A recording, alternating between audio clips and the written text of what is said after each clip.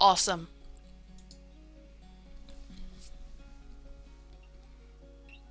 So last time we went on the third date with Joseph and Robert. The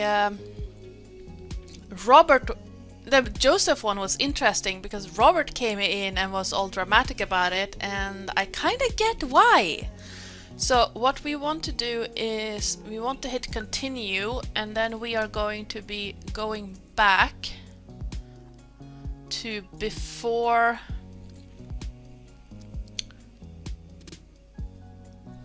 I wonder if it would be this one.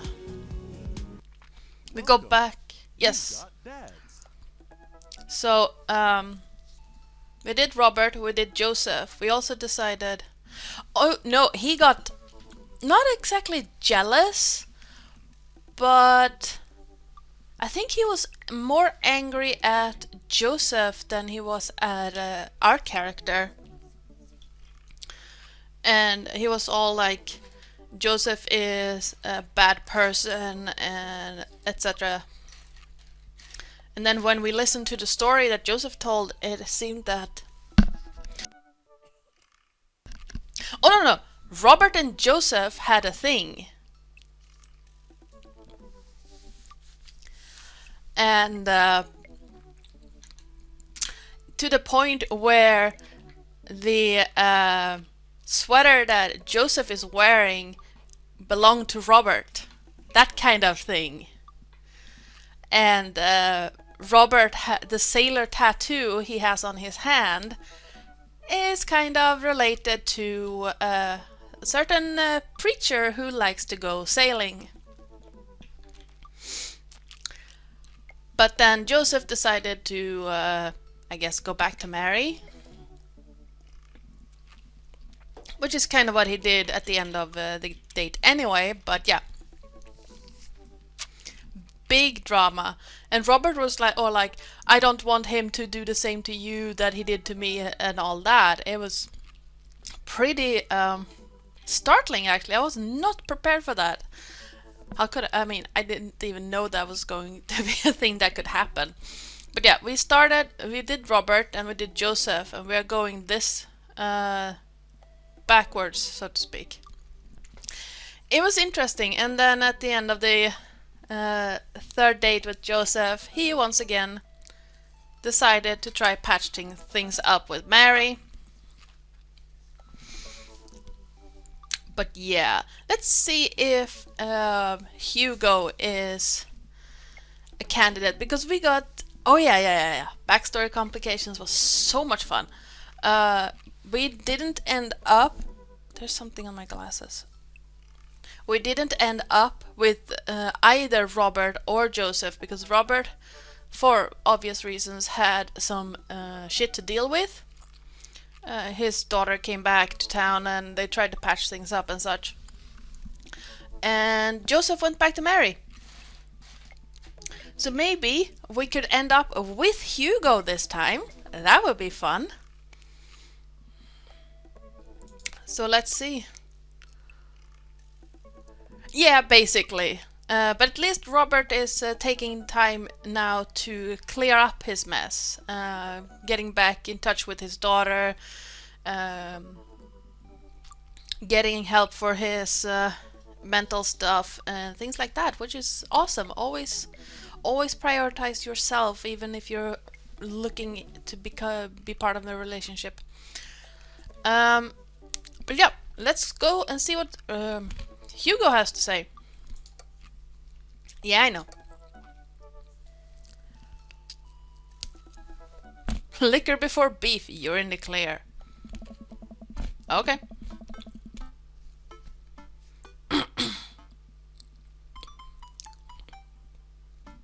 Ever since the first night at Charcuterie Pies... Charcuterie Pies? Hi, Roger! I need a Roger emote. Ever since the first night at Charcuterie Pies... now I get it. Oh, the pun hurts. Charcuterie Pies. Hugo and I have made a point out of weekly visits to trivia night. Easy, breezy, beautiful has come in first place ever since, despite Provolone 2 Lost in New York's continual efforts to dethrone us. I've been able to do a complete overhaul of the interior of my car thanks to all of the Phil's Auto Care gift cards we've received. Air fresheners, car chargers, you name it. Amanda's riding in the lap of luxury. Oh yeah, we definitely need a FLAVV mode. I will do check things both with Jess and Jay and maybe Charlaloo because they... Oh, no problem, Maria. Work always takes priority. Okay, let me...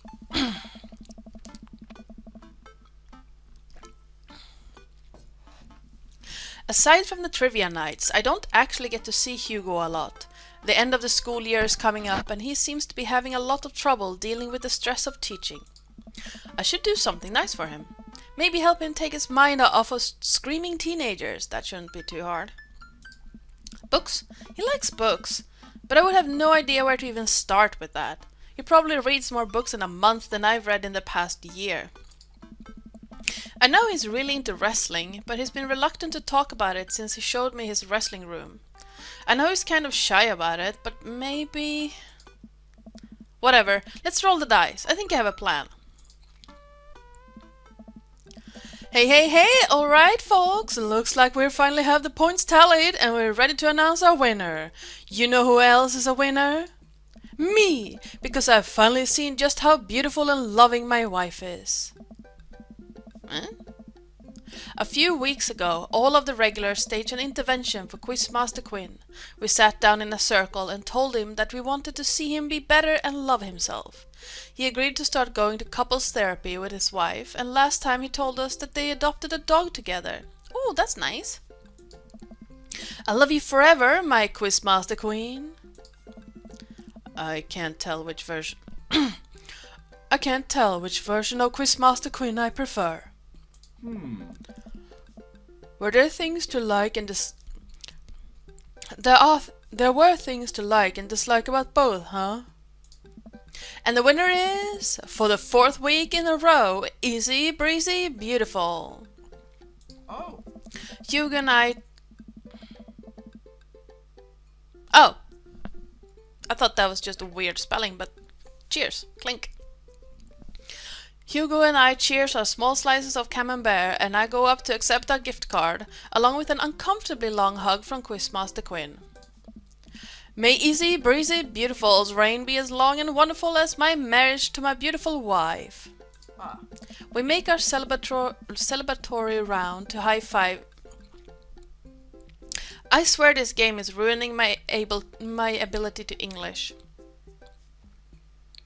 Could also be I'm still getting stuck with my tongue.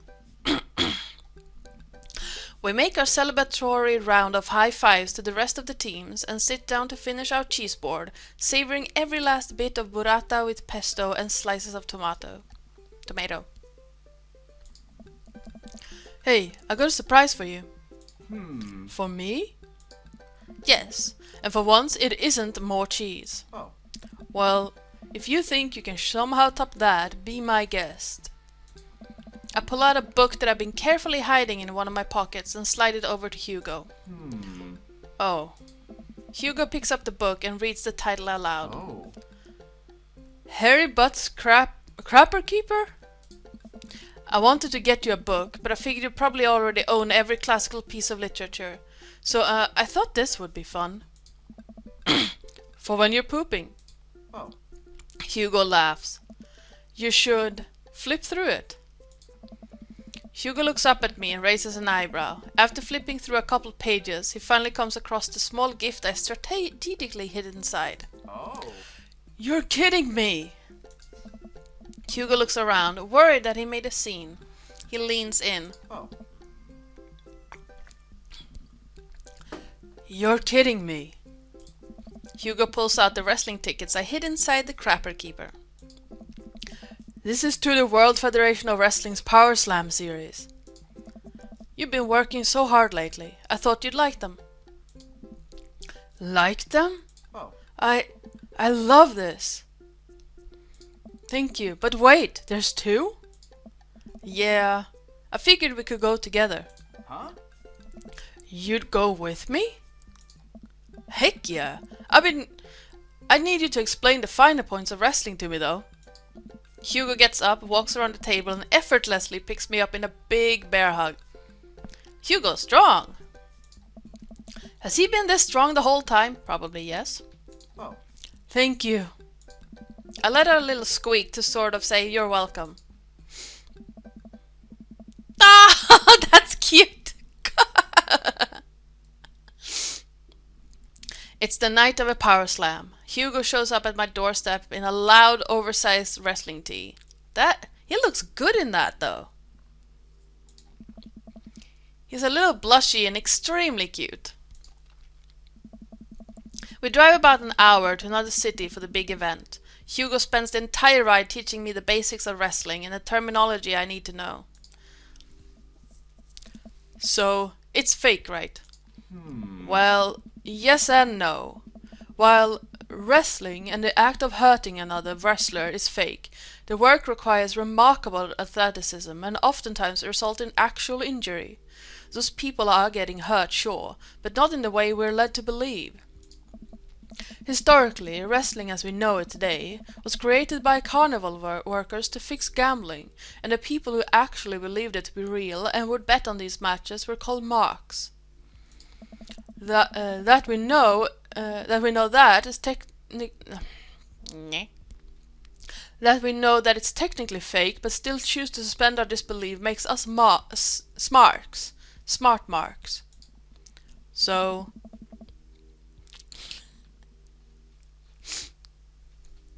Hey Devowen! Yay, you made it in! Okay, it's completely fine that you're mostly lurking. I'm just happy that you're here. Welcome on in. I hope you have a great day today. And yes, everything is well. I'm just really looking forward to my holidays that are coming up. How are you doing? And do you have any plans for the weekend? Drinking too much before the stream is not a good idea. I got bubbles in my throat. So, I should be watching this for the acrobatics? Oh. And the tension and the drama and even the storylines. I think that anything or anyone can tell a good story. You just have to look for the story. Even something like what we're about to experience will tell a phenomenal, sometimes understated story despite the ridiculous premise. Wow. What? Ooh. Nice. Oh, without saying too much, whereabouts in Las Vegas? I spent 9 months living there. So, I mean, you don't have to pinpoint anything specific if you don't want to. But yeah, I lived there for 9 months when I went to high school.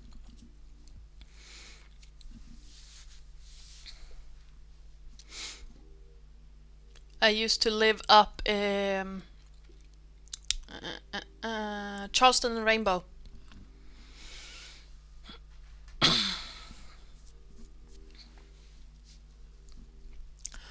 What?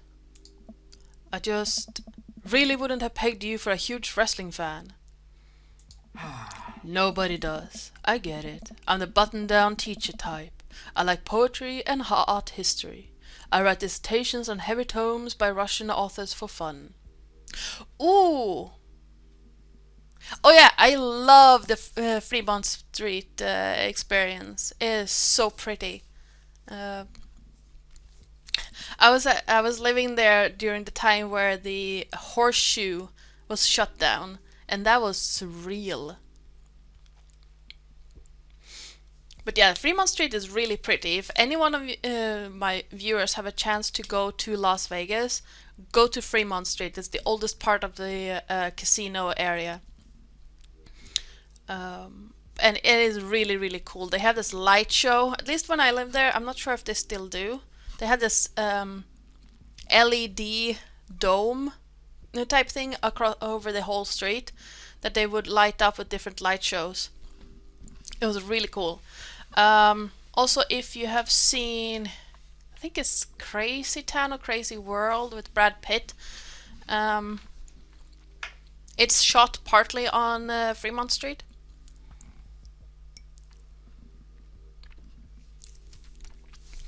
But yeah, I bet you had a great town there.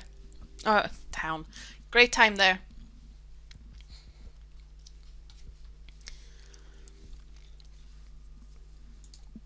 But I like wrestling. It's a big part of who I am, but because it's considered kind of lowbrow, I feel like I can't share it with anybody because they'll just make fun of me. Till now. Hugo smiles to himself. Hey. He's so cute! Till now.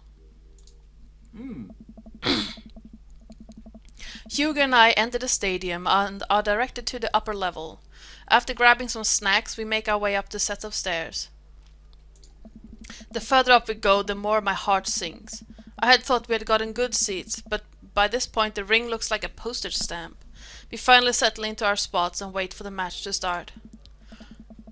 I'm sorry. I thought I got us tickets on the lower level. I look over to Hugo, who apparently didn't even hear me. He's vibrating with excitement. Yes. This is so cool. I guess he doesn't mind. I have to admit, I've been too embarrassed to come to one of these since I was a kid. What's there to be embarrassed about? Everyone here loves wrestling. Plus, who are we even gonna see that we know? We're like an hour out of Maple Bay. Oh. I guess you're right. So what do we have to look forward to tonight? Hey. Oh man, the lineup is stacked. All of the matches are gonna be great, but the one I'm really looking forward to is the Eastern Dragons match. The Eastern Dragon? Yeah, he used to wrestle as Pablo Escobar, but I guess he eventually had to change it. Hi Terry, say hi to your girlfriend from us. And happy to have you in here. Wrestler names are weird. He's actually an Iranian guy from Utah. Oh, so that's what your shirt's from. Yep, I've been following the guy since his debut in an indie wrestling league, and it's been amazing to see him rise through the ranks and into the professionals. Oh, welcome back, Maria. Who's he up against? The corporate shill. Technique-wise, I don't think he's that good of a wrestler, and I don't even think the fans like him. Certainly an interesting character, though.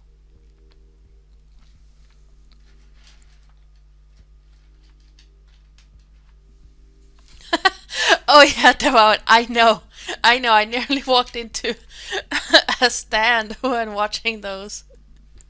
But a lot of the stuff on the like, you don't even have to go inside the casinos if you want to enjoy both the Strip and Fremont Street.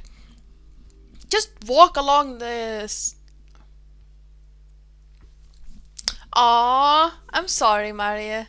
But yeah, if you're in Las Vegas and you go to the Strip, don't bother going inside at first. Like, obviously, the stuff inside is incredible as well, but there are so many shows outside that are free to enjoy.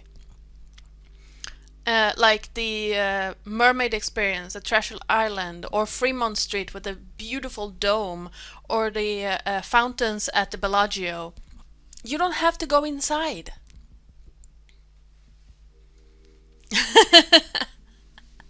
I mean, Goth Daddy is cool. I kind of like it because I like that aesthetic, but so far I'm kind of on the Robert team.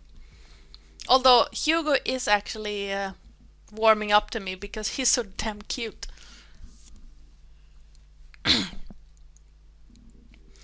The corporate shill. Technique-wise, I don't think he's that good of a wrestler, and I don't even think the fans like him. Certainly an interesting character, though. Oh. The stadium lights dim and the crowd.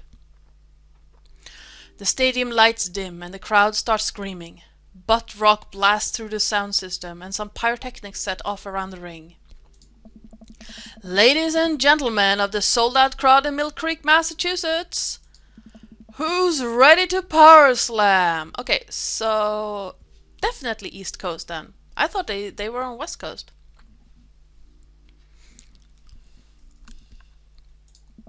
Hugo and I scream. We watch two wrestlers, the Southern Dandy and Johnny Snowman, walk out to even more butt rock. The Southern Dandy mixes and drinks a mint julep in the ring before the match. The crowd eats it up. Oh. The Southern Dandy is from Maine. Is Johnny Snowman not from the North Pole? Ah. He's from Georgia, actually. Okay, that's funny. After a long match, Johnny Snowman, who's dressed up like a muscular elf, does what Hugo calls a German suplex on the Southern Dandy. Ow!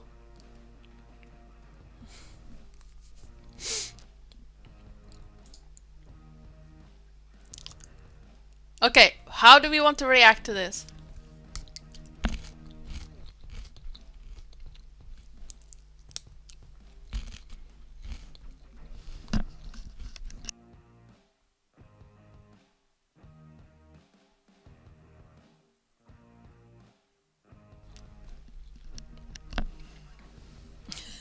Okay, number 3. Any objections or any other ideas?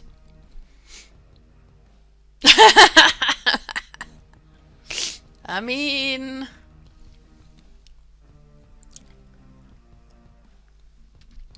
let's go with number 3 then.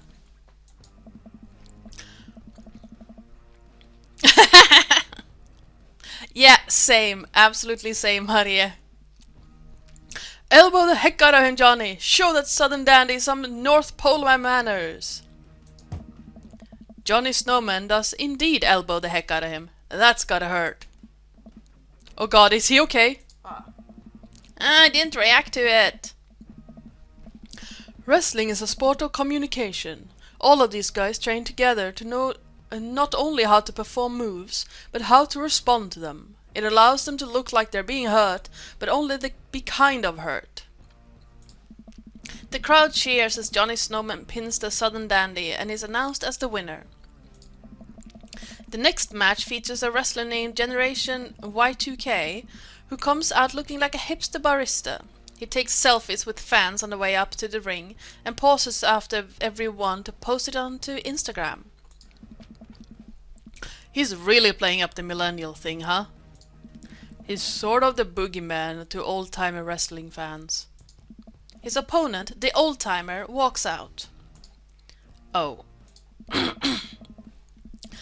The crowd seems to be divided in who they are rooting for. The old-timer pulls some pretty sweet moves after he takes out a walking cane from under the stage and beats Generation 2K over the head with it. Hi, Andy! Up against the ropes, Generation 2K blinds the old-timer with the flash of his camera phone and is able to pin him to win the match. He takes a celebratory selfie with his unconscious opponent. Ugh, that's not good. During a break, Hugo and I leave to get refills from the concession stand. We wind our way through clusters of wrestling fans to get to the line.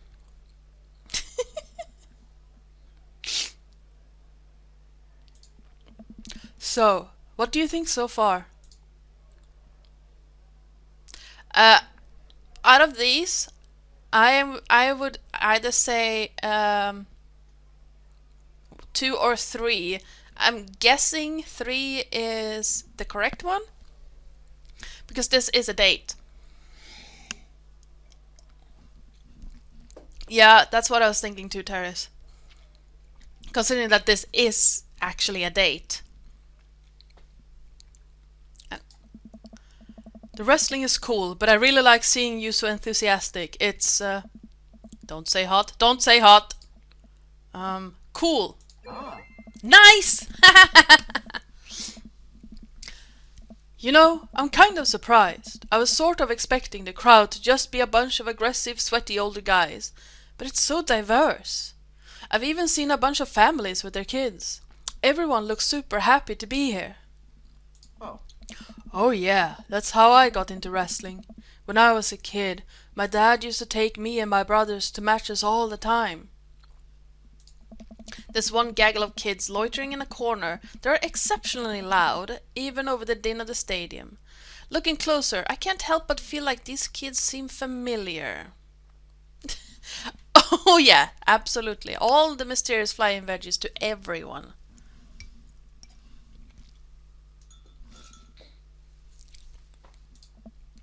Oh god, I know these kids. They're Hugo's students. So don't turn around when I tell you this, but some of your students are here. Hugo immediately tenses up. Oh my god, I can't let them see me here. They'll never listen to me ever again. I position myself between the kids and Hugo, hoping that I can act as a human shield. I glance over at the group of children again, and I recognize that Colin kid. He kicks one of his friends in the shin and laughs.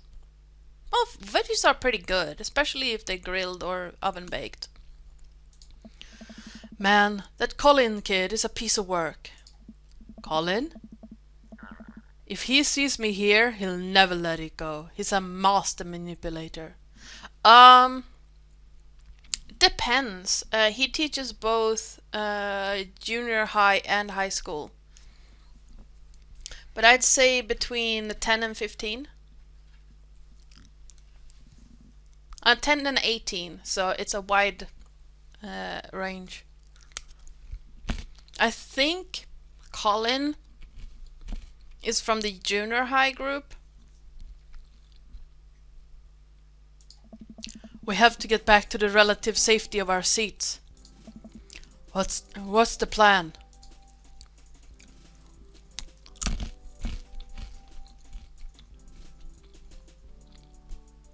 Okay, what do we want to do here? We don't want them to find us. But I feel as sneaking would all just draw attention. Okay, Okay, 2 or 3.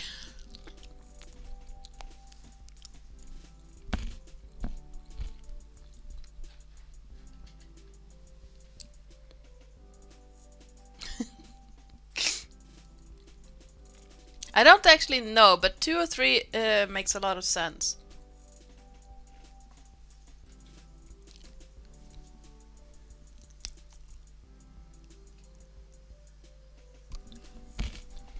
I feel sneaking would draw too much attention, but I don't actually know.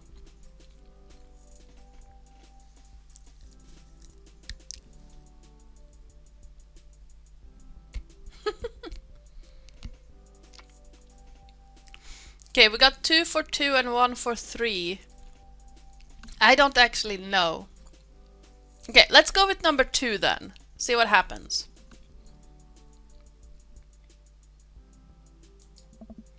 I turn to Hugo. Hugo, I'm gonna draw their attention. While they're busy watching me, run back to the seats and I'll meet you there, okay? Don't get hurt out there. As Hugo begins to leave, I turn to the crowd of people and start stomping around and raising my arms, as if I were trying to frighten off a bear. Hey everybody, look at me! I'm a big old wrestling fan who came all the way from Maple Bay to see this event. I wasn't that big of a wrestling fan to begin with, but in the time I've known it, I've come to find it very endearing. I really enjoy watching those very oily boys get into fisticuffs, and I hope that you all are having a pleasant evening watching them as well. It's working. All the people near the concession stands have stopped to look at me. I have no idea! I feel my social anxiety hitting peak levels. There's only a finite amount of time I can keep distracting people. Quick, think of something.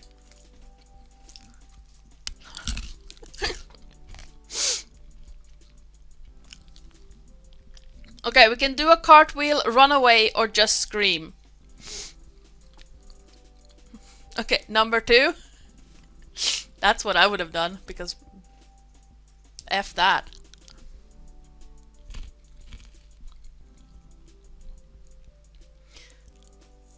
Okay, let's go with number 2 then.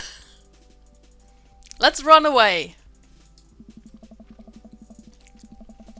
He who runs away lives to create a diversion from the crowd another day. I make a dash from the scene of the crime, making sure to go the long way around, back to the seats so that Hugo's cover isn't blown. Yeah, exactly, Marie. Hugo and I sit down and breathe a huge sigh of relief. Phew, that was close. Now we can hide out for the rest of the night and enjoy ourselves in the comfort of anonymity within a large crowd. The lights dim again. Oh. This is the match we've been waiting for. The corporate shill walks out to elevator music. He's wearing a three-piece suit and sunglasses. Once he gets to the ring, he takes off his sunglasses and rips the sleeves off his suit jacket, flexing his arms for the crowd. Yeah, I know. I know, Andy. This is just too good.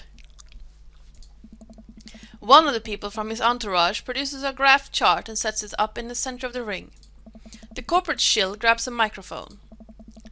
I got a message for the Eastern Dragon.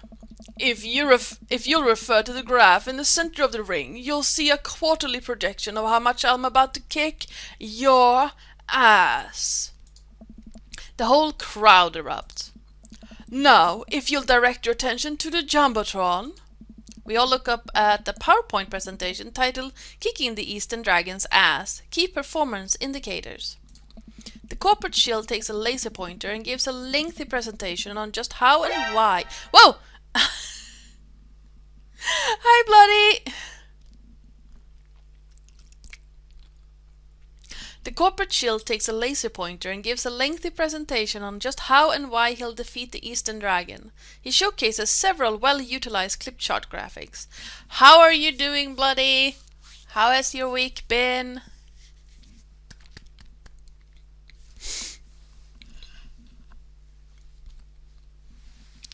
Welcome, welcome.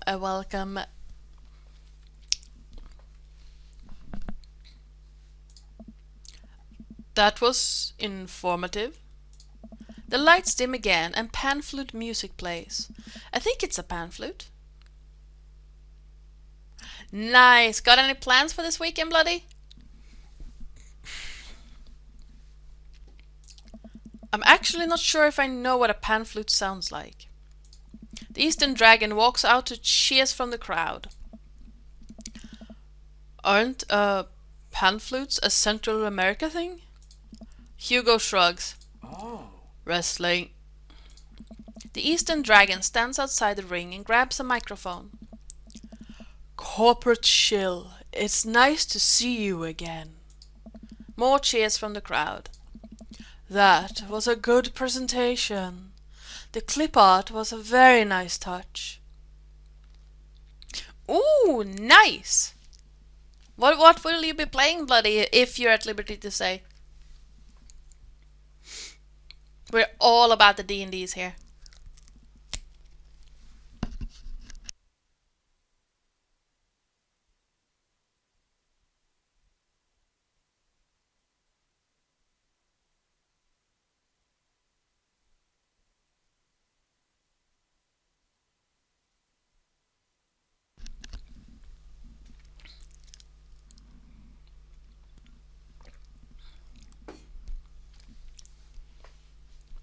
Ooh, nice. You and T are really a lot of fun.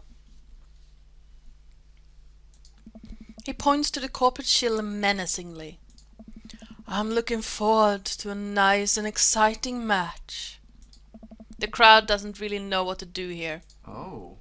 He's not the best at trash talk, but I promise he's one of the most talented wrestlers you'll ever see. The match starts and is just as exciting as Hugo had hyped it up to be. The Eastern Dragon performs some ridiculous aerial stunts that make me concerned for his safety. He does what Hugo calls a moonsault from the top rope onto the corporate shill. The air in the stadium is electric as these two athletes lock arms and try to demolish one another. I can't help but to get into it. The corporate shill pile drives the Eastern Dragon, who looks passed out in the center of the ring. He climbs up to the top rope and motions to the cheering crowd. Oh no, he's about to do his finishing move. The corporate ladder. The corporate shield poses at the top of the ropes. The Eastern Dragon still isn't moving. Could this be the end of his young career? Get up, Eastern Dragon! Oh. You can do it, Eastern Dragon! The corporate shield launches off the top rope in a huge arc. He brings his elbow down on the Eastern Dragon with the full force of a Fortune 500 company putting local vendors out of business. The corporate shield pins the Eastern Dragon and the match ends. Hugo sinks into his chair. I don't know. Man, he should have won that. I sit down with Hugo. What a match. Ah. It was amazing. I think I'm a fan of wrestling now. Hugo looks over to me and our eyes catch. I'm glad. The event goes on and we have a little downtime before the next match. We decide just to relax in our seats to avoid the middle schoolers. Yeah, middle school is junior high, right? I don't know. That was a bit anticlimactic. I thought it would be like big thing, big hype thing. Oh yeah, it's gonna be so much fun. On Sunday, since we are 2 players short in my, well, I want to call it, it's not a home game because it's online, but my mod game, we are going to be playing a one-shot where the players of that campaign gets to play the bad guys of that campaign. So it's gonna be so much fun. Yes, the Chaos Grove. That's going to be brilliant. It's the first time I've ever flipped the script like that. Like, it's gonna be so cool. Do you mind if I tell everyone what you're playing, Maria and Teres? I mean, Plague isn't here. But it's gonna be so cool. Oh, okay, cool. No, that works too, Maria. It is entirely up to you. Yeah, so Maria is going to be playing a sorcerer, right? I think so.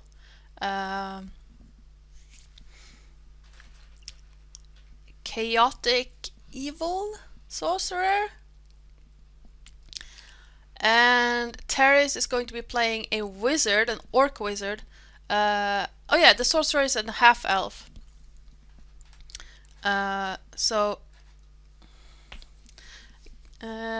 Teres's character is a neutral good wizard.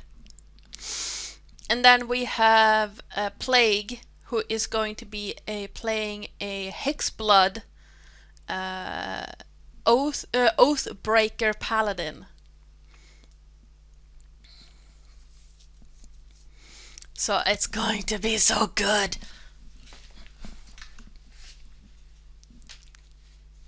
Oh yeah, I think Plagues is also chaotic evil. I haven't heard if Jarls is going to join us, but I'm guessing that he's also going to be chaotic evil. I know it's going to be so much fun. So much fun. And I get to play one of the bad guys that the group has. I saw him yesterday. He was playing in K's Strahd thing that they do on Discord, and I saw him online for Totes on a Wednesday. So he is alive. That much I know. But yeah, I get to play one of the bad guys that the party has heard of.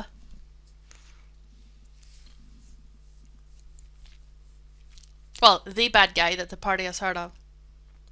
Any day, Maria, absolutely.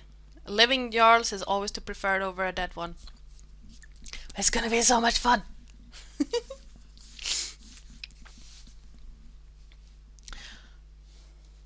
No, he hasn't. He replied in, I think it was Bant's chat, that he was looking into reading his messages, but that's about it. That's all I heard.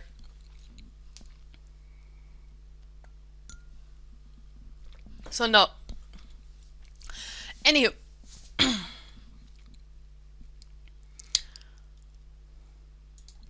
It's unlikely they would ever notice us in the upper level nosebleeds. Yeah, exactly. And like his character is in a place where he can just come back in, start from where he's been left. So it's not like he's been left somewhere where he can't come back in again. So that's not a problem. Jarls is always welcome back whenever he is ready. I know he has a lot to deal with right now. With work and furloughs and stuff like that. So, not gonna talk about it when he's not here. But, so let's keep going. I look up at Jumbotron. Oh hey, they're doing the kiss cam thing. It zooms in a bunch of cute couples who all do a quick smooch to raucous cheers up from the crowd. I hate when they do that. Aw, that's so nice. And then it zooms in on Hugo and I. Sweet What? potato. What? What do I do here? I look over to Hugo and see the same mortified expression on his face. The entire crowd is chanting and neither of us know what to do.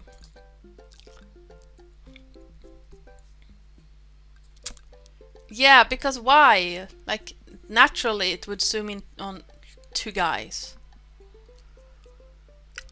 Okay, what do we do? Give the crowd what they... Number one? Okay. Okay, let's go with number one then. Give the crowd what they want. I slowly lean in, awkwardly tilting my head.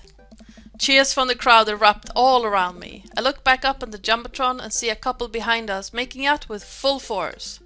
Oh. Hugo and I turn beet red and slink back into our chairs. Although he did like that.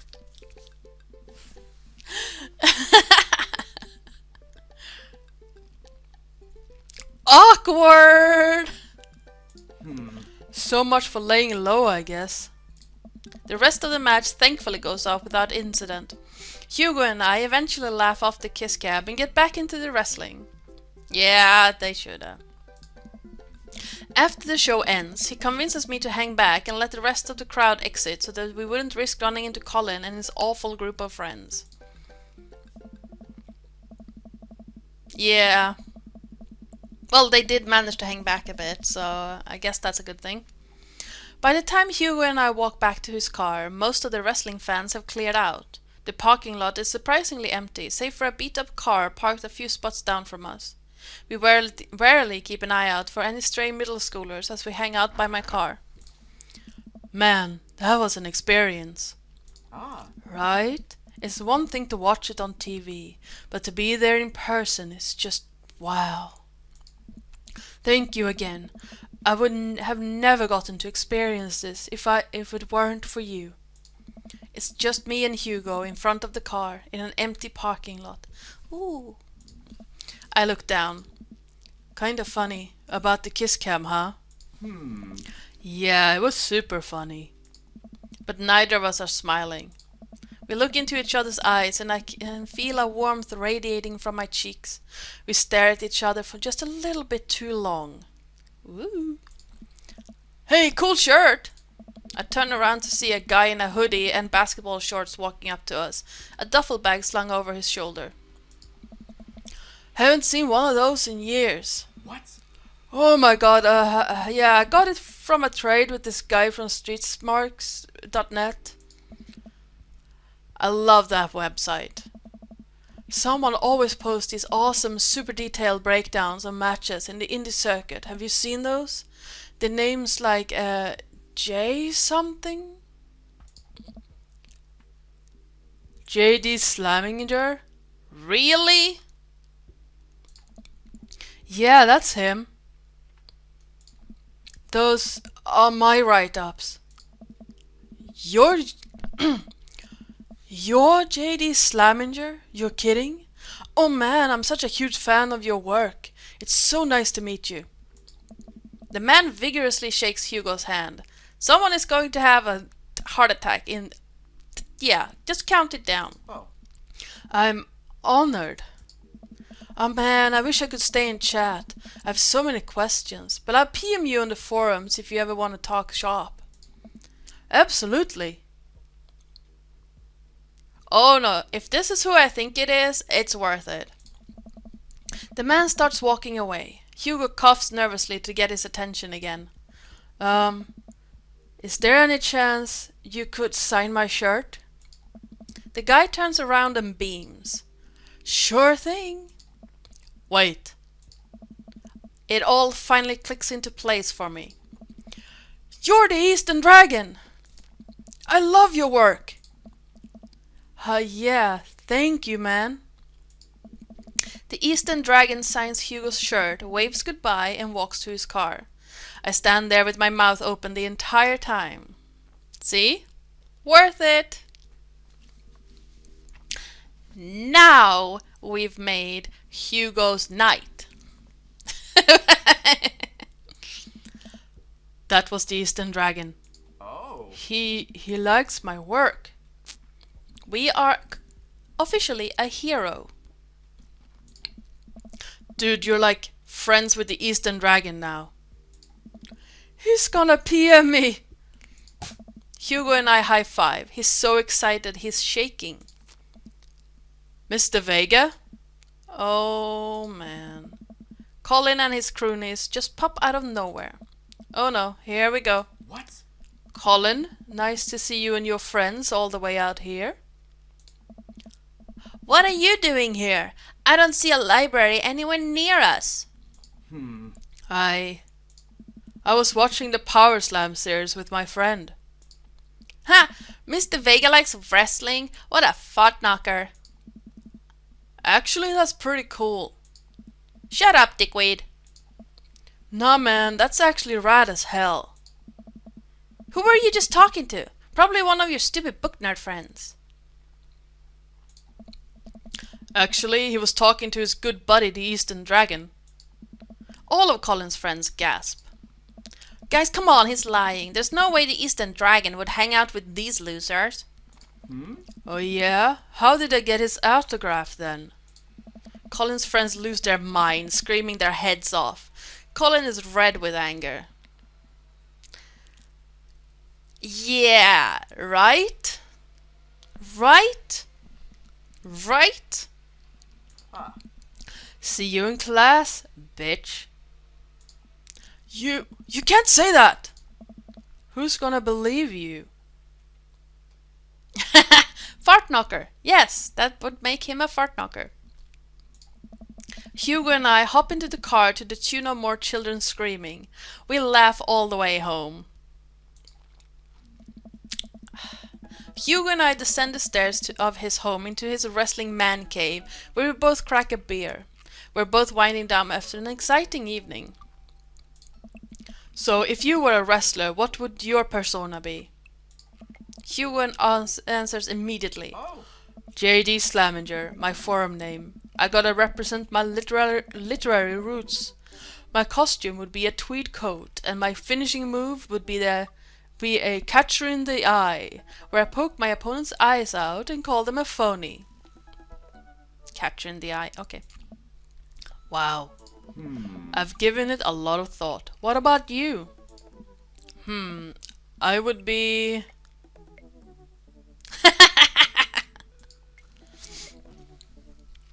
Okay, which one do we want to be?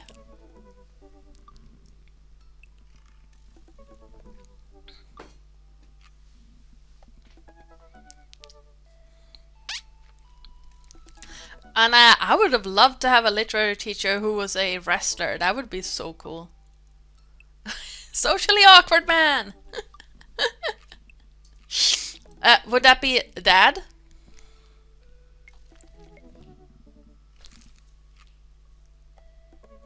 Yeah, I know. I have a hangnail. That's very annoying. Yeah, Dad? Do we have any objections to Dad? Otherwise we're going with number 3. 3. Well, 3 it is then. I don't even wrestle. I just throw dad puns at the opponent until they submit. Nice to meet you, Hungry. I'm Dad, you know.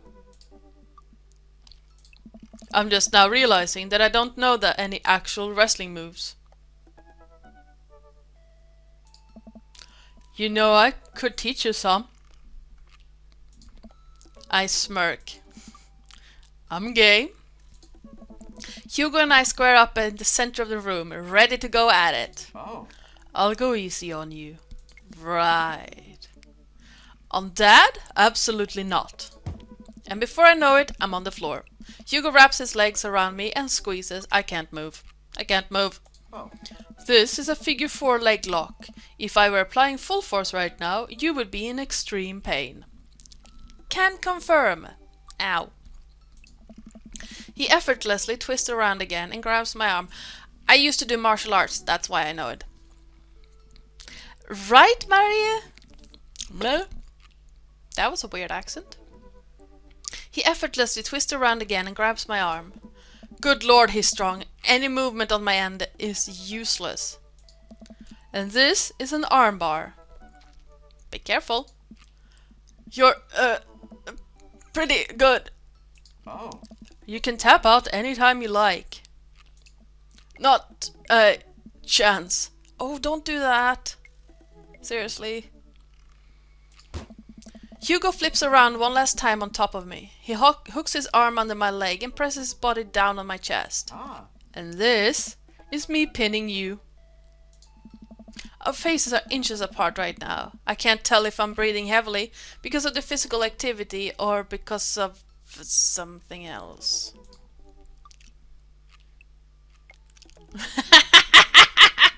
So.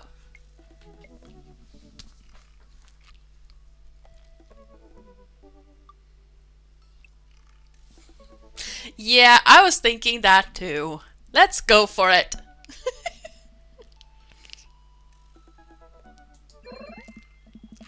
I lean forward and kiss Hugo, who seems just as surprised as I am.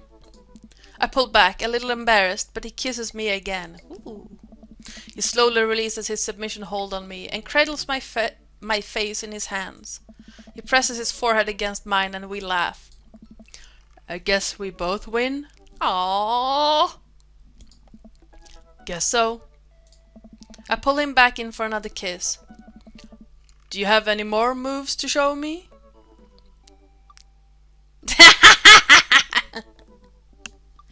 Maria, it's one thing to... Yeah, no. No, I don't. Apparently he is.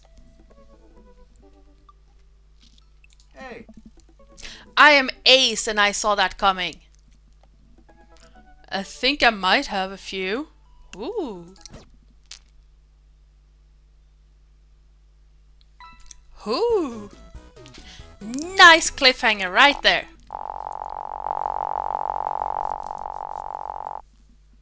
Yes! I'm JK rolling with delight.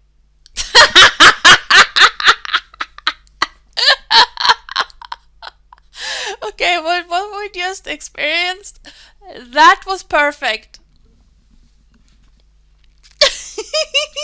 We got an S ranked on that one. Awesome.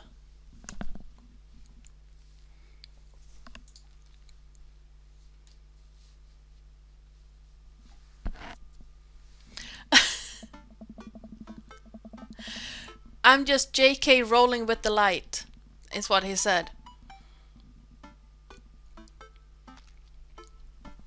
Okay, so this is the same ending parts of it. Phew, I think I have everything finally set up. Amanda should be here any minute now. I think that's her car in the driveway. Okay, gotta act natural. Be cool, Crispy, be cool. Amanda walks through the door with a suspicious look on her face. Hey, Dad. Off to a good start. Hey, Roger. Something fishy? Rats. So last time we went with the feds and we have done that the last few times, so I think we're gonna go with that again. Unless you want to do the other two.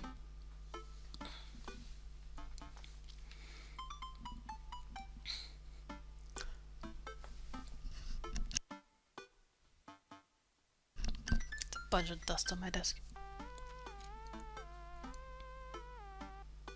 Okay, let's number 1 then, unless someone has any objections, because we have already done number 3.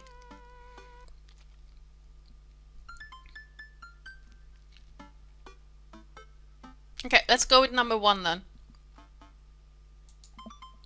I had a I had a crab cake sandwich for lunch. That's probably it.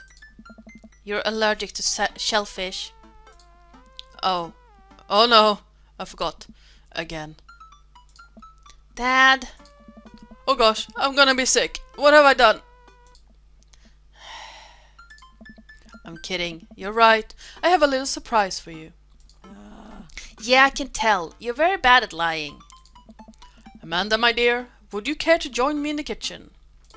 Father, it would be my... Father, it would... Okay, this extra B word in there is tripping me up. That's what it's doing. Father, it would fill my heart with glee. I lead Amanda over to the kitchen table where a present lies covered under a tablecloth. It's nothing special, but I wanted to get you a little something. You graduated high school last week, and I know you told me not to make a big deal about it, but... Oh, Dad, you... I dramatically whipped the cloth off the table. Amanda's jaw dropped. Yes. No way! I figured you probably won't be able to get cable in the dorm, so I thought might be nice to Why am I tripping on my words? I figure you probably won't be able to get cable in the dorm, so I thought it might be nice to take a piece of home with you. A DVD box set of Long Haul Paranormal Ice Road Ghost Truckers? This is all 19 seasons! Yeah, it's basically the same ending, I guess. Same thing that happened the last 2 times. It just... some things seem to have changed, but the majority of it is going to be the same. And bonus material including commentary with actual ghosts featured on the show. Dad, I love this. Thank you. She gives me a big hug. I'm glad you like it. Hey, you wanna hang out with me in the backyard for a bit? Toss the old pigskin or something? Totally. I follow Amanda to the back door. What? Hey, he has the shirt changed. Dude, the shirt changed. Last time he was in the tweed jacket. Awesome. Okay, I like that bit. You told me not to make a big deal, but you seem to have forgotten that my entire mission in life is to make a big deal out of your accomplishments. So consider this your graduation party. Surprise! Dad, everyone's here! Oh no, this is not yesterday, this is like 2 weeks. 3 weeks out? Genuine wrestle boy. We know how genuine he is. Well, yeah, everyone wanted to come and support you. Yes. Is that a mac and cheese bar? Sure is, fully customizable, down to the type of mac.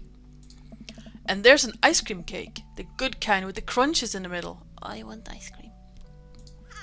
I don't know what to say. Well, of course, my bad. Well, considering it's been a few weeks, it might just as well been that they went on a date yesterday, right before this party, and he is wearing the same shirt.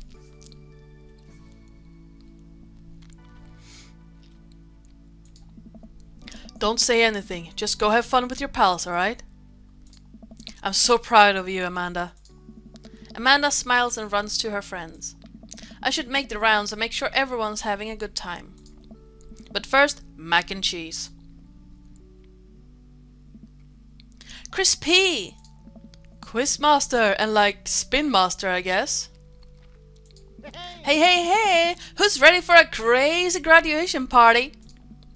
You don't have to be on right now, Quinn. It's just a party. What do you mean? It's the, You know what? Keep that energy. Hold it close. You deserve it. Just like me and my loving wife deserve happiness, right? You know it. Yeah. Crispy, my dude. Pablo, how's the shirt business going? My bud, I got men's shirts, I got women's shirts, I got tank tops in a variety of sizes, shapes and colors. Each one of them of fine quality, screen printed with the logo and visage of world-renowned witch house outfits, Vacant Veil. I think JP is right. When I stop to think about what I'm saying, I trip on my words. Just no thoughts, just words. Purchasable at most respectable retailers, but more specifically out of the trunk of my car. I'm also selling my mom's world-famous homemade apple butter. Never stop hustling, Pablo. Baby, you got it.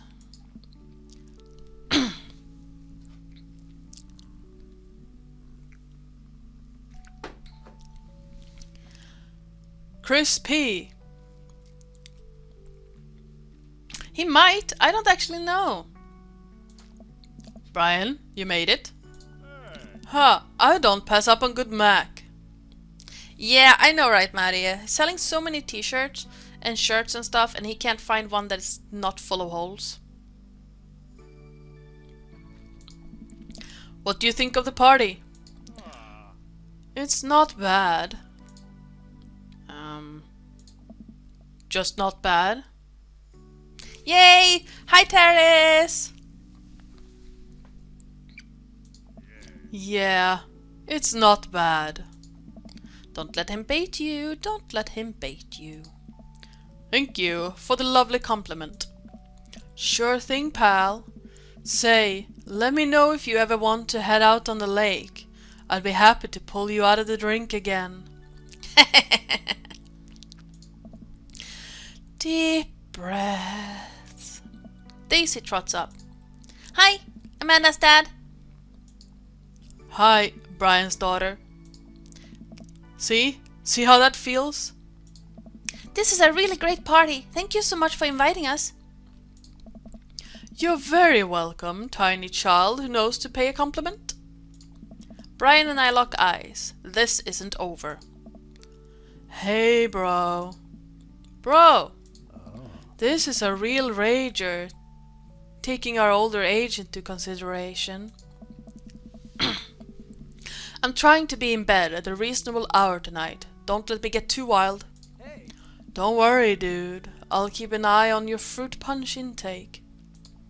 You know, I'm really glad we're bros again. Let's hit the gym sometime soon, huh? Blip. Sure thing, dude. Brian and Hazel peek out behind Craig. Hi, little ones. Hello. Hiya. Thank you for all that ice cream cake. Wait, girls. How much of that did you eat? Briar ate 4 pieces. Ask any witness. No, I didn't. Hazel ate 4 pieces and wants to pin it on me because we look alike.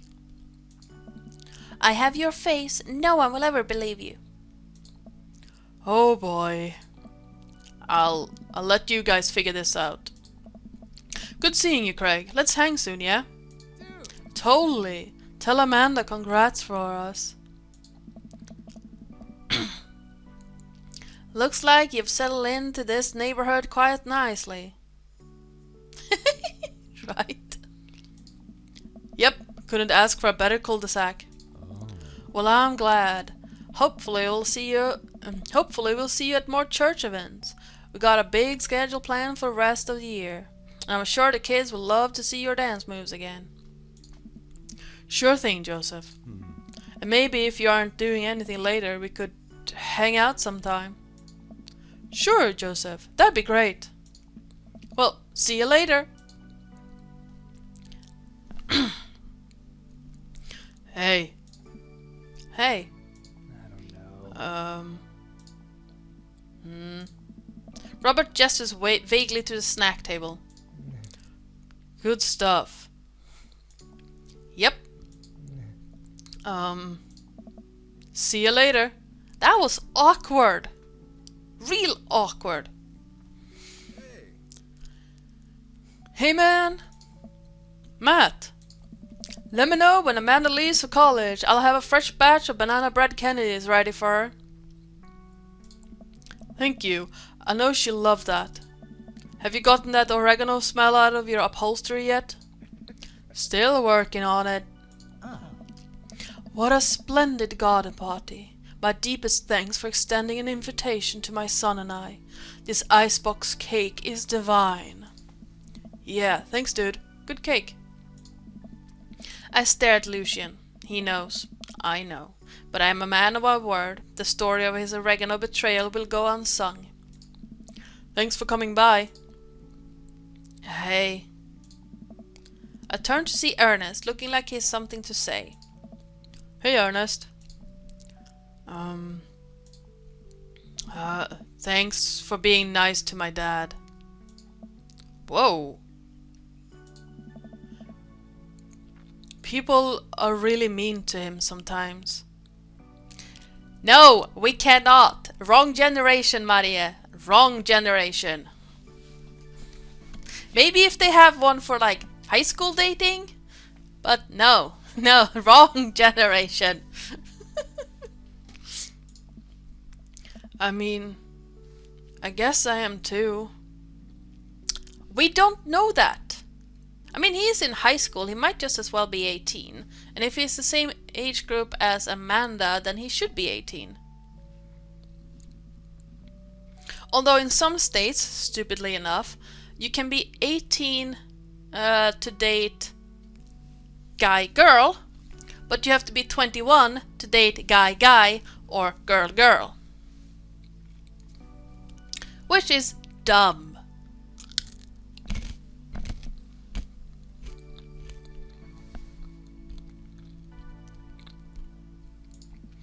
But, he seems happy when you're around, so, that's cool. His smile, he's so cute. Well, geez, Ernest, I don't know what to say. You know, I think people got you pegged wrong. You got a soft side.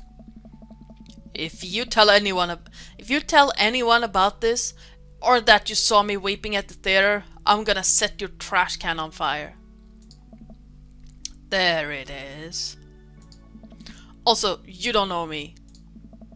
Before I can respond, Ernest walks away, a cloud of vapor trailing behind him. Well, that was at least a little pleasant. As the party starts to wind down, I take a seat on our back porch step. The sun is setting and everyone seems to have eaten their fill. Amanda wanders over and sits down next to me. He's a kid. It's a dad thing, I'm guessing. Killer party, Pops. What can I say? I was inspired. So, I also have something for you. For me? Why? Not to be completely genuine about my feelings for once or anything, but... Growing up wasn't easy, but it could have been a lot harder if it wasn't for you. Dad, you've been there for me through everything. There's been times in my life where you were my only friend. I was really scared of going to college and being so far away from you, but I realized that everything you've done for me has been to prepare me for this, and I'm ready. I wouldn't be who I am today without you. Don't cry, don't cry. I swear to God, Crispy, if you cry again... You're the best, Dad. I love you. And I'm crying. Anyway, that was enough emotional vulnerability from one day. Present time. Amanda hands me a tiny wrapped package. I tear the wrapping off to find a framed picture of me and Amanda. It's us. Kinda shocking all of our photo albums are just pictures of me, huh? I figured we needed at least one together before I leave. Amanda, thank you. Watching you grow up has been the happiest experience of my life. You're such a talented, intelligent young woman, and I'm so excited to see what the future holds for you. Knock 'em dead, kid. Always do. Amanda and I share a hug. This is only the beginning, Pops. Plenty more memories for us down the road. Memories to make and stuff to break, right? Oh, I'm gonna break so much stuff. Intentionally and unintentionally. You're probably gonna have to pay for most of it, though. It would be my honor. Amanda hops up. Looks like someone's been waiting to talk to you. I glance over to the back of the yard, where Hugo is sitting on a bench beneath our cherry blossom tree. He smiles at me. I'll leave you to it. Me and the Emmas are gonna go get ice cream. Love ya, Pops. Amanda runs off to join her friends. I take a seat next to Hugo as the last guests make their way out of the party. Cool shirt. Thanks. It reminds me of a special night. So the secret's out, huh? Hugo likes wrestling. You know, I was really nervous to come here dressed like this, but everybody in the neighborhood, they were nothing but accepting of me and my hobbies. It turns out that Craig's a huge fan too. And Colin told everyone at school that I'm into wrestling, but it actually backfired on him. The kids have a weird sort of respect for me now.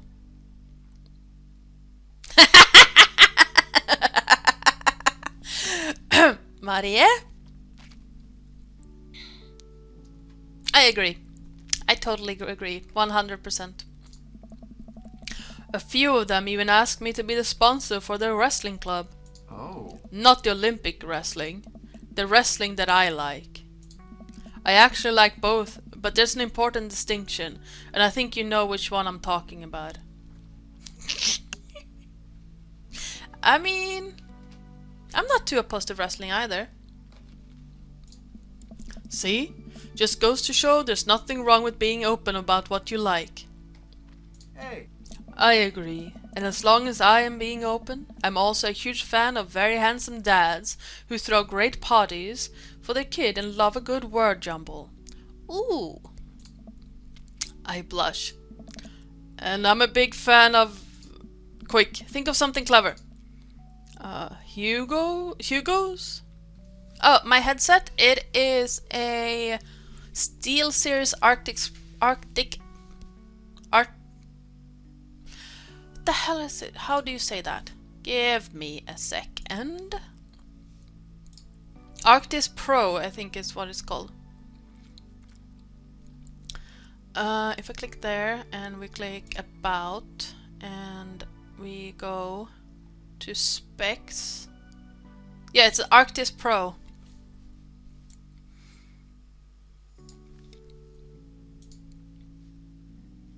Thank you. And welcome on in, Cine.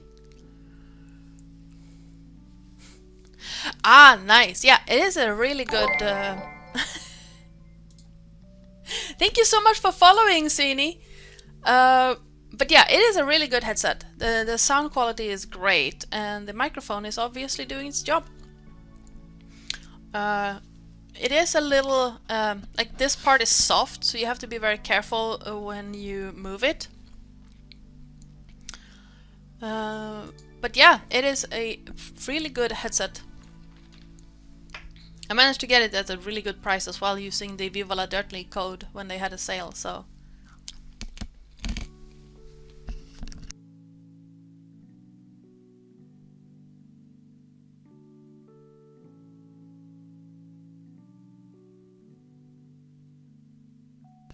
Ooh, falafel is really good. Yeah, it has a really good audio quality. But yeah, you just have to be careful with the soft... whatever this is called. Because it bends. So you have to adjust the microphone all the time. If you're not careful. This Hugo specifically. Hugo laughs. Oh. He drapes an arm around my shoulders and pulls me closer. He plants a soft kiss on my forehead. Ah yeah. Oh, I want falafel now. I'm gonna have the crayfish with my sister at my sister's birthday party later, so... I'm happy here. Me too. Hugo and I watched the sun dip below the horizon together. Hey, do you think maybe later you could show me some new wrestling moves? Oh. Crispy, how about I show you my pump handle pile driver? Oh, gods.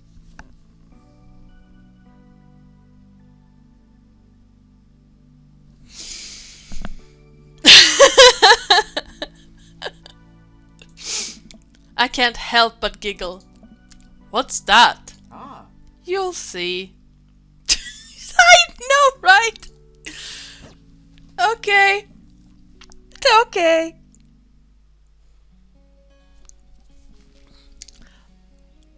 Okay. Let's see if we can get to something I nearly died at. Who is playing Matt?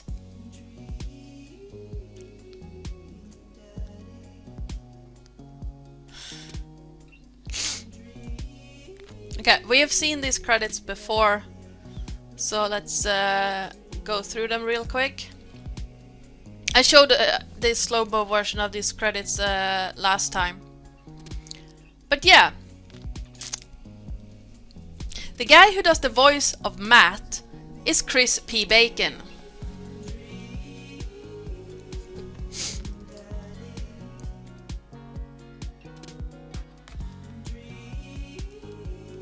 Oh, hello!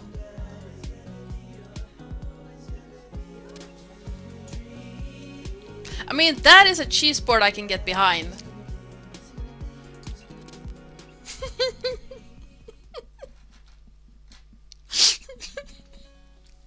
Oh dear gods. Okay.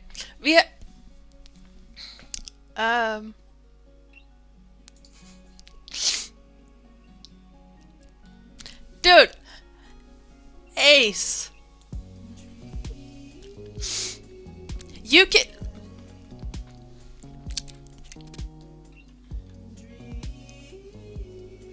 Okay, continue, and we're gonna go back to before that date, which should be this one. Welcome. You've got dads. So the next one, we did Robert and Joseph last time. We just finished Hugo, so the next one would be Damien. I'm going to be right back real quick, because I need to unhydrate, so I'll see you in a few minutes. And we're back again. Woohoo! So yeah, next up would be Damien. Now, full disclosure, when I tested this game out to see how streamer friendly it was, I did Damien's all the way through. Don't ask me what the hell I chose. I don't know. It's been what, 2 months now? 3 months? 2 months since I played it, and considering that you guys decide the choices, it's going to be a completely different experience than when I tried it.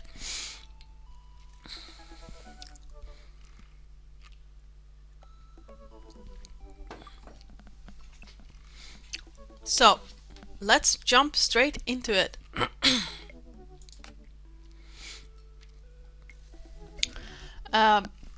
I like Damien's looks. Like the contrast is part of the aesthetic I enjoy.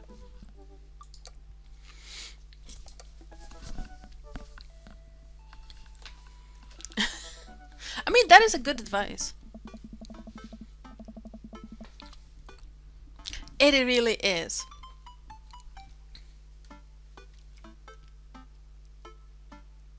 Hi, Roger.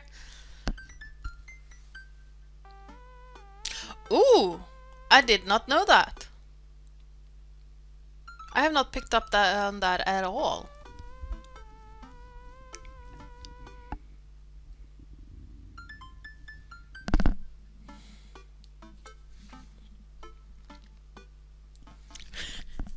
Goes to show how little I actually care.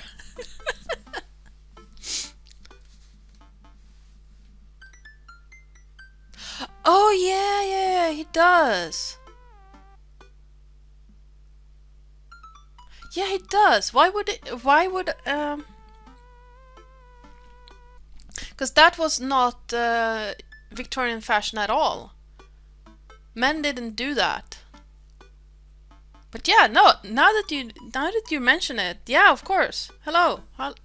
Brain working. Ever since we had that picnic in the graveyard, Damien and I have been spending a lot of time together. We go on nighttime strolls pretty regularly.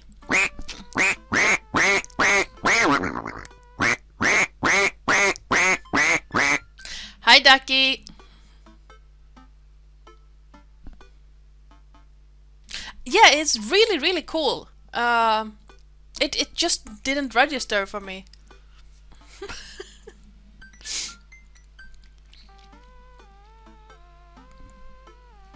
But yeah, now that you mention it, of course, hello. Even Victorian men didn't do that, so that was a like binders and corsets and stuff. That was women in Victorian times, not men. So why would a guy who likes Victorian fashion use a binder? But now it makes sense. It is it is really neat. He was so impressed with the first letter I wrote him that he insisted we only communicate by post instead of through that book. I initially protested, but he gave me one of his old signet rings to use as a seal for my letters. I just couldn't say no. It's beautiful. It's amazing. Like, obviously. Hanging out with that goth dad again? Please, Amanda, you know his name. And yes.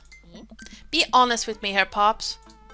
Is he actually a vampire? I remember you inviting him into our household that one time, and I've seen The Lost Boys, and I honestly would have preferred trying to see if he could have walked through the threshold of our home under his own power. Yes, Amanda. I have become Damien's familiar.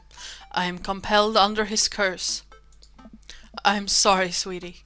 Dad. Turn into a bat. I don't think... What's the point of being a vampire if you can't turn into a bat? Well, okay, I'm off. Are you taking the car or are you flying off into the night on the leathery wings of a bat? One of those. While I'm out, can you throw away the garlic bread that's in the freezer so I don't die? That would be great.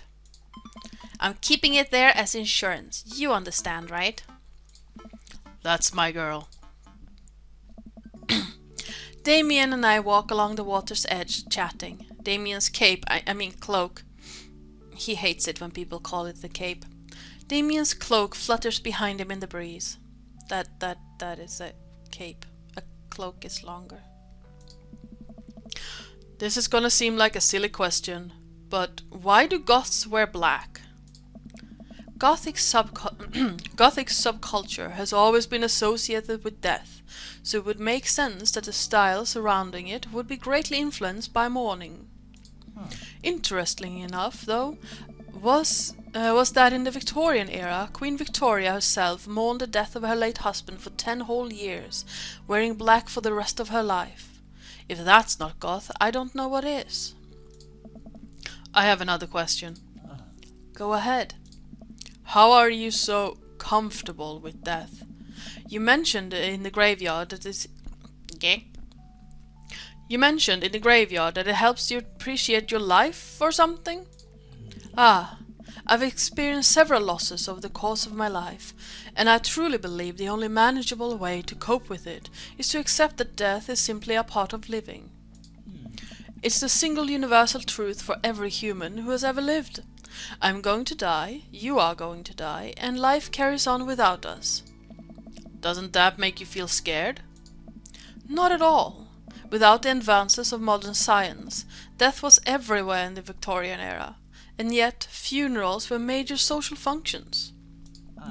Victorians were obsessed with the mementos of their loved ones, even going so far as to take elaborately staged photographs of their dead relatives.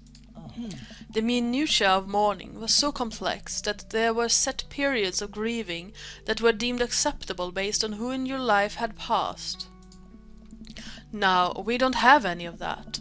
If you lose someone, you end up feeling lost yourself, because we have no modern equivalent of those formalities.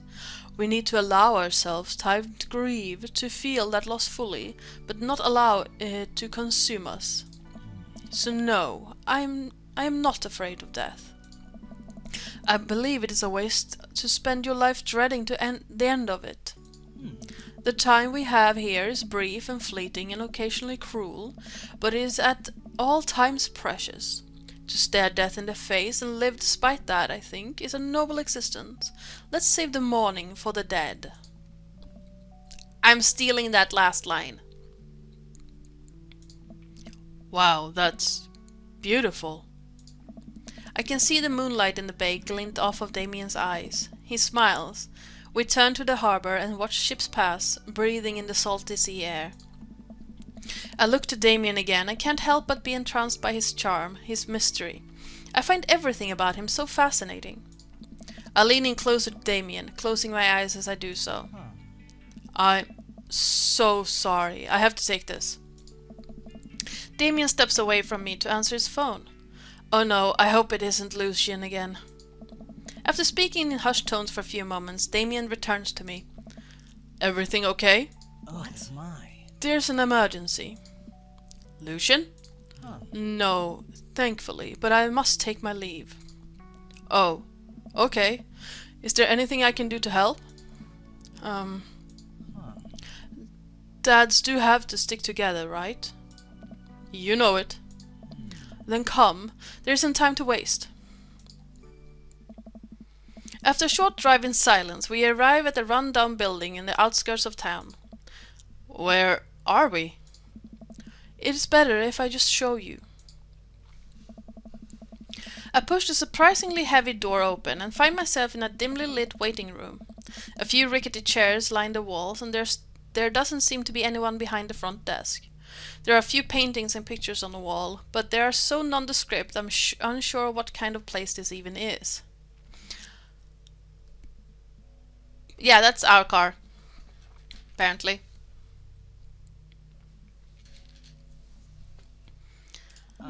Wait here for a moment, I will be right back. Damien walks off down a corridor, his boot heels echoing through the halls of this seemingly empty building. Distant howls echo from some place I can't see, and there's a faint scratching sound like claws on tile. I cautiously peek down the hall and find stall after stall of scared-looking dogs. A few of them notice me and skitter up to the chain-link fence, sticking their noses through to sniff at the air. What have I gotten myself into? Suddenly the lights shut off. I panic. Unsure of where I am and how I can get out, I stumble through the darkness, my breathing getting heavier and heavier. Damien? The lights finally turn back on. Hey, sailor. Mary, what are you doing here?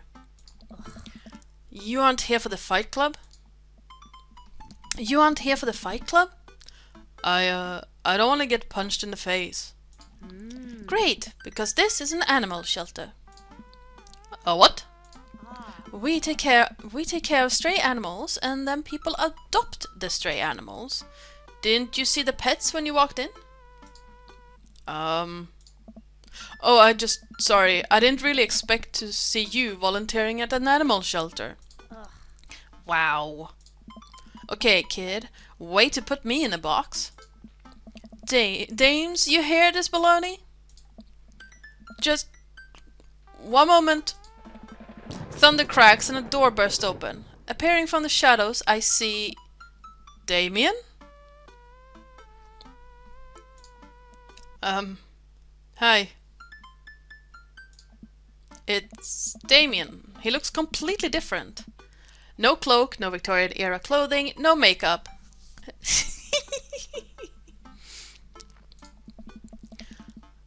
I wasn't planning to share this side of me until much later, but I'm not as goth as you think. I'm a systems administrator for the IT department of a realty company. I wear tennis shoes to work and listen to Bruce Springsteen. I I enjoy going to the hardware store and looking at storage solutions, and I volunteer at this animal shelter in my spare time. I'm boring. I'm fascinated with Victorian history and the goth lifestyle, as that much is true. It's just not all that I am, and I need you to know that. He's cute! Oh, I hate to kill the moment here, but there's some pressing business that needs attending to. What? Oh, right. It's Duchess Cordelia. Again? Who's Duchess Cordelia? She's one of the pups. Gets out all the time. She somehow learned how to open doors, and now she's unstoppable. When did she get out? This morning. I went to sing sea shanties to the cats, and when I came back she was already bolted. I have to stay here with the pets, so I need you to go find her. Of course. Where could she be? She always ends up running off to the same places. Here, let me draw you a map. Mary starts scribbling on the back of a pet adoption form. She's very smart. Ruthless even. You need to stay on your toes and get her back by sundown, or else she turns into a werewolf and starts eating people. What? You're a perfect little peach, Crispy.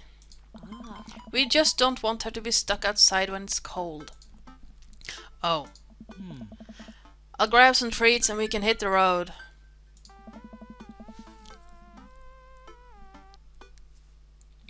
Damien and I look over the map Mary created for us. Oh man, I'm Nerd's house?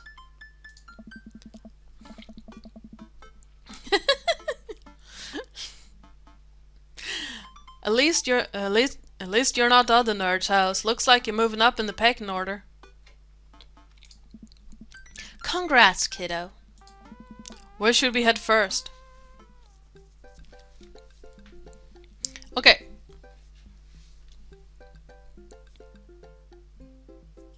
I'm thinking top to bottom, but I don't actually know. Because I can't remember this part. I have no idea how to do this. So you guys get to decide which order we do things. The Bayside? Oh, you meant on the... Me neither. Well, I think from memory he's inside someone's house. She's inside someone's house. But I don't actually remember whose house.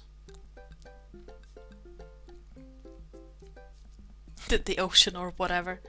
I like this map.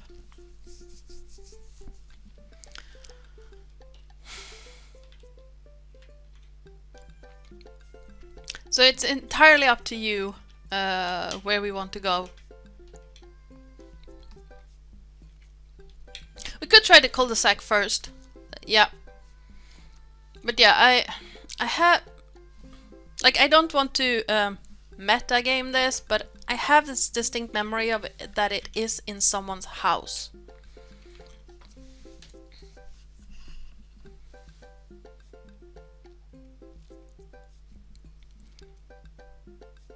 But yeah, it is entirely up to you, or we could roll for it. Where we start. Because like I said in the start, I played this before, but it was like 2 months ago and I didn't really pay attention.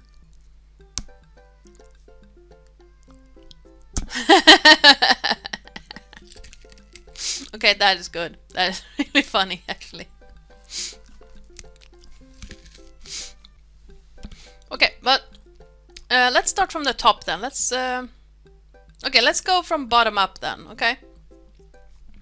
So let's go to the aquarium first. Damien and I exit the parking lot and start driving toward town. I look over to him and he seems concerned. Well, if it is like...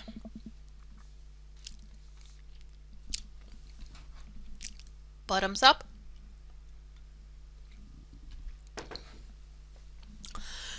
Shouldn't be too hard to find the Duchess, right? She's a pretty big pup. Mary wasn't kidding when she said that dog was smart. One time she correctly guessed the winner of the Kentucky Derby. It was a real great year for Bark Bark Bark. I don't know. What do you think our odds are, Chris P?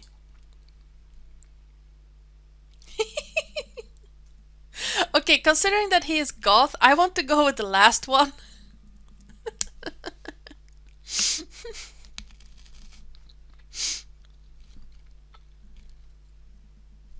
Yeah, exactly. I want to go with the last one.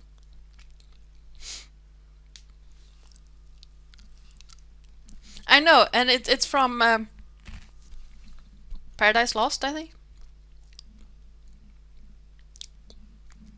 Terrace, I'm gonna let that slide because you're an actual dad, so...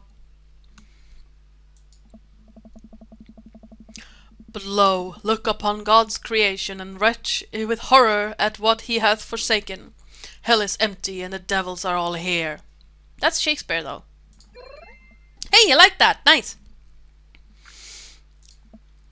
Nice. I thought that would cheer you up. Let's just hope for the best. We got this.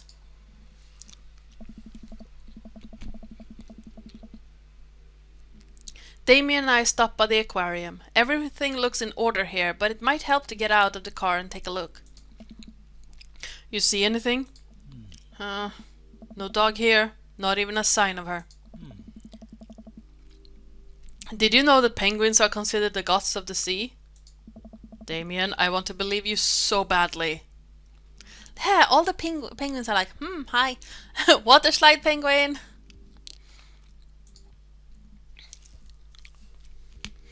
I'm also thinking that we are on a tight schedule here, so I don't actually know. But let's go to the base side, since we said from the bottom up. Mary's sick pad. Okay. Kale. She named Craig Kale. Okay.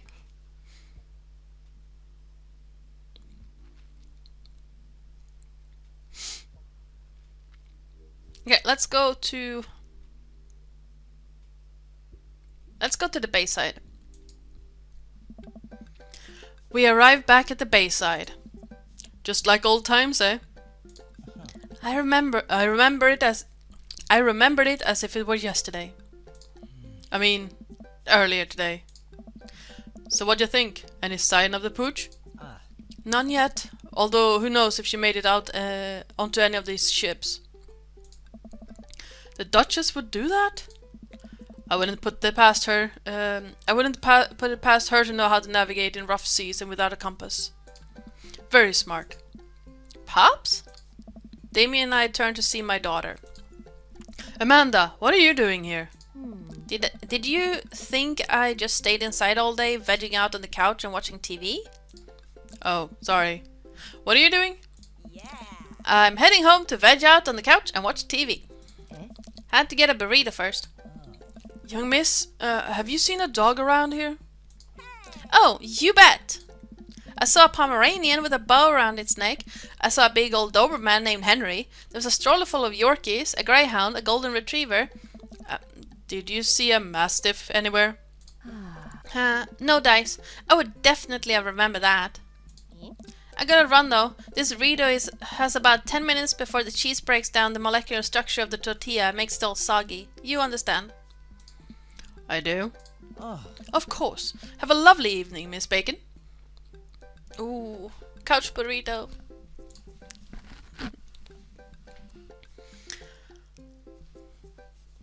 Dude, we just...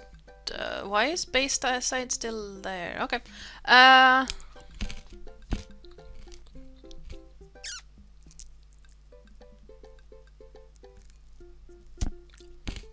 We checked the Bayside. Check the aquarium.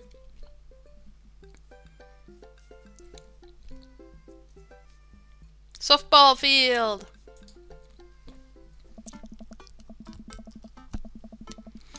We drive to the softball field. It looks like Craig's team is practicing. I wonder if any of the kids saw something. Craig spots us and jogs over, softball bat slung over his shoulder. Hey bros, what's up?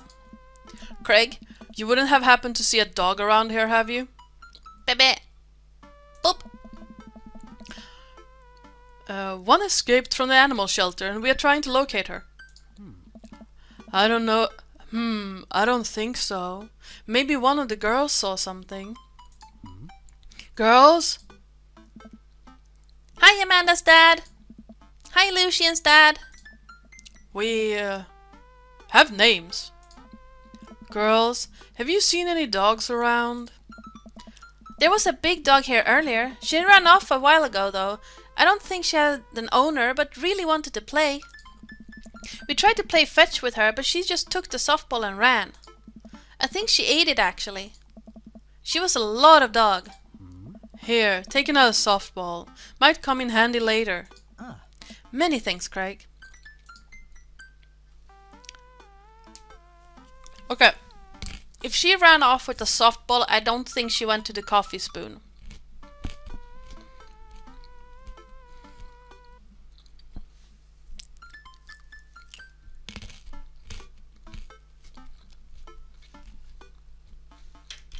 True. Very true. Well, let's go to the coffee spoon. Did you know they actually have puppy chinos, which is just whipped cream? Why would you give a dog cream? We park in front of Matt's coffee shop and walk inside. It seems like a slow day. Matt sits behind the counter reading a book. Hey Matt. Didn't expect to see you two today. What's up? Have you seen any stray dogs around? Can't say I have. You're looking for one? Can you describe them to me? Enormous. That pretty well covers it. Cool. I find strays digging for food scraps in the alley out back sometimes. I'll be sure to keep an eye out. We head back to the car. I fear that the hours are growing short. We must make haste if we are to find the Duchess by sundown. Damien's looking more stressed out by the minute. I gotta think of something to lighten the mood. Shortbread? Probably.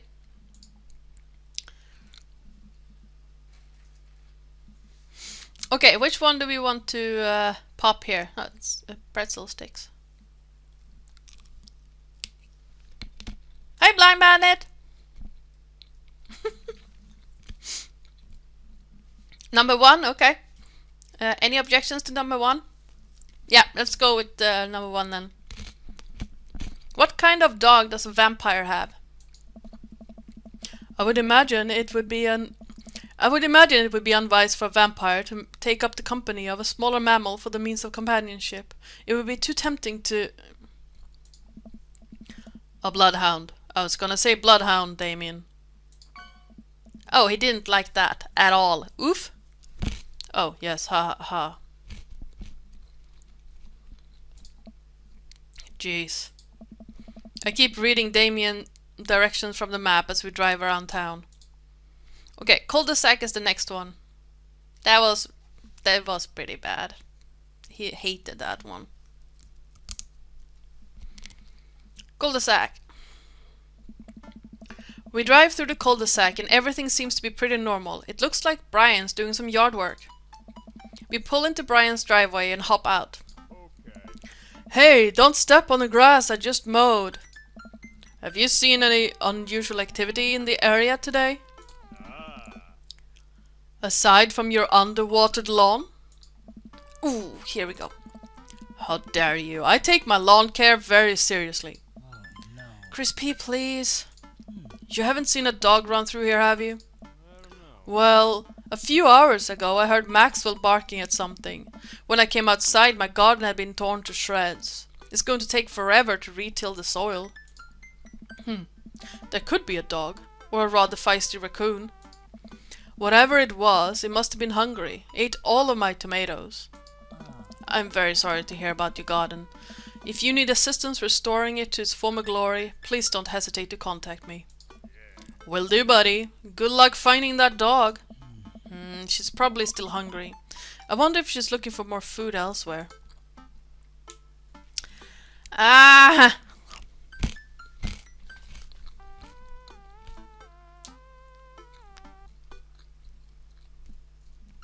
Do we try the cul-de-sac again? Now where do we go? I don't feel like we're doing very well here.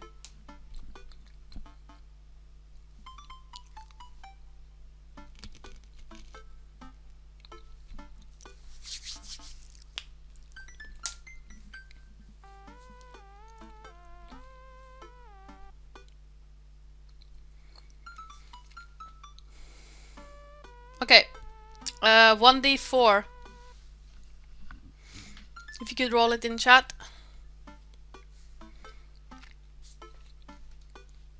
It should be exclamation point.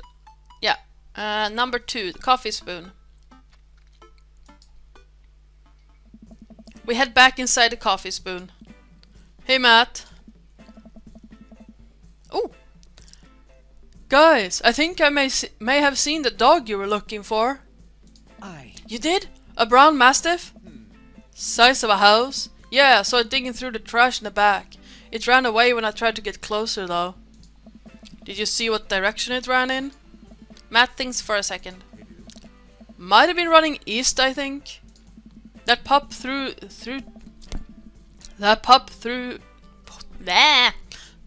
tore through 3 pans of old banana bread Kennedys.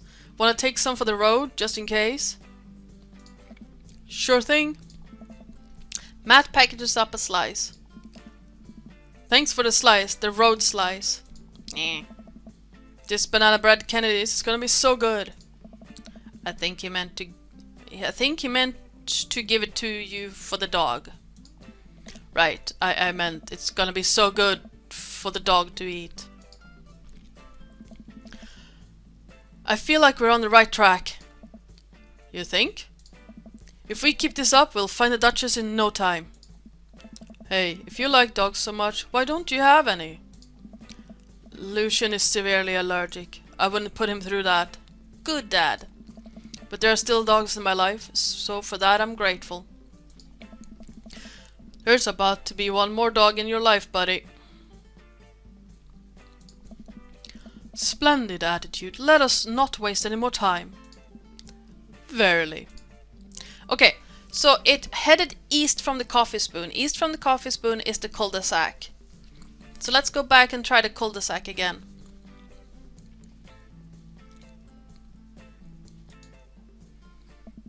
We arrive at the cul-de-sac to find everything looking normal except... Uh-oh, Hugo's front door is wide open. She can open doors. This is classic Duchess Cordelia. A telltale sign. We should approach with caution. Whatever goes down in there, I've got your back. We creep up onto the porch and step inside. There, sitting in the center of Hugo's living room like she owns the damn place, is one of the biggest dogs I've ever seen. She is precious! Boop! Woof! No, wait, a mastiff would be woof! Boop! Well, she hasn't broken anything in here yet. Wonderful. Now all we have to do is get this leash on her before she tries to escape again, and get out of here before Hugo comes home. Easy peasy. Boop! Duchess, come here. The Duchess eyes Damien warily. As he approaches, she begins to growl. She's on her guard and will need another plan. Yeah, apparently this is a puppy, although mastiffs are huge dogs. Well, bulky dogs. I think food. Either the softball or the food.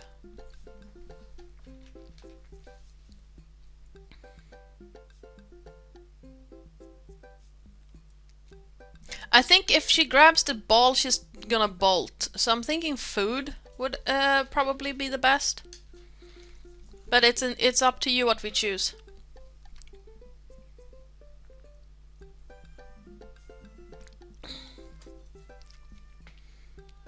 Okay, let's go with the food then. Yeah, okay, let's go with the food. Yes, food for the doggo. Although I could go... I'm gonna go to a crayfish thing later today, and I'm going to have to grab some food. Proper food before then. Give her the banana bread candies. Nice! Damien liked that. I reach into my pocket and pull out the slice of banana bread candies Matt gave me. Duchess sniffs the air and hones in on the bread. Come here, girl. Nice and easy. I've got some yummy homemade vegan and possibly gluten-free banana bread, if that's what you're into. The Duchess cautiously approaches me and gives the bread a good sniff before gently taking it from my hand and dropping it on the ground, like dogs always do for some reason. She curls up and starts munching on the bread. Success! Damien walks up behind the Duchess and attaches the leash to her collar. She immediately notices and starts whining.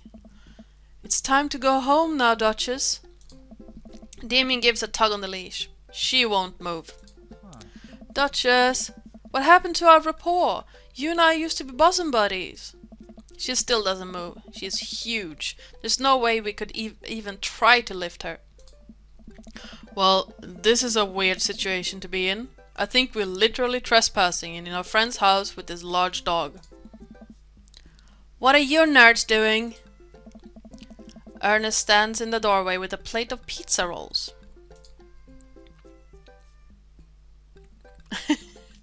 Okay, where do we want to go?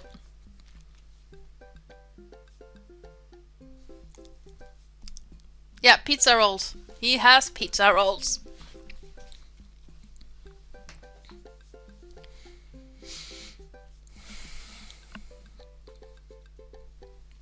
Number 3.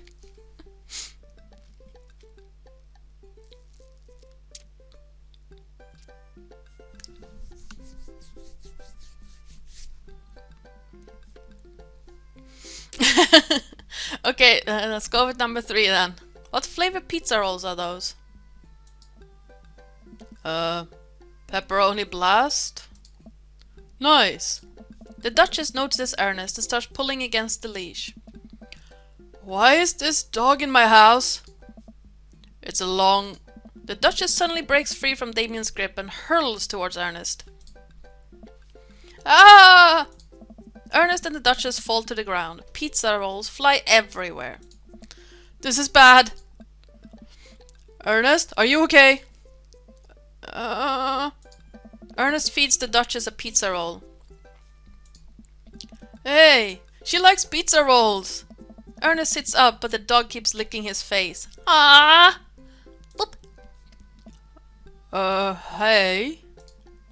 Hugo stands at the door, looking like he's at loss for words. What? What?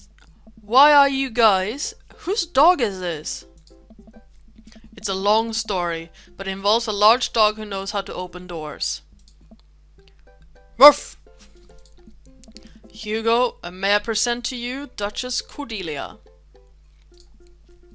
I don't know. How do you do? Ruff! We're friends! The Duchess licks at Ernest's face. She's from the local animal shelter. She got out and we've been chasing her all around town. Your house was her final stop. Dad, can we keep her? Ernest, I don't know if we're set up to take care of a... Whoa. Wait, did you just call me Dad? Come on, please. Look how cute she is. Hugo sighs. We have been talking about adopting a dog for a while. But you have to promise me you'll take care of her. Yeah, I'll give her all the pizza rolls her little heart desires. Don't do that. I suddenly remember what's on the back of this map and I pull a pen out of my pocket. Got the forms ready for you if you're interested. I'll I'll even waive the adoption fee since, you know, we technically broke into your household. I know, right, Maria? Don't feed dogs pizza rolls. Hey. Well, alright, it's a deal. Hugo steps onto the porch with us and signs the form while Ernest plays with the Duchess inside. He sure seems to be happy with his new friend. Oh. I know, he called me Dad, can you believe it? I know, Maria, right? Pizza roll go here. Ah. Damien places a hand on Hugo's shoulder. I certainly can. I think this will be really good for Ernest. It should teach him some responsibility. You should probably look into getting better locks on your doors, though. The Duchess is a wily one, but do right by her and she'll love you two forever. Thank you.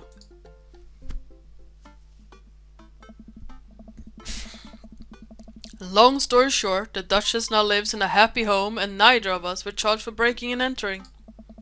So all in all, I think it was a fine day's work. Nice work, you two. Crispy, you could be a valuable asset to our team of volunteers, you know. If you ever feel like petting some puppies, hit me up.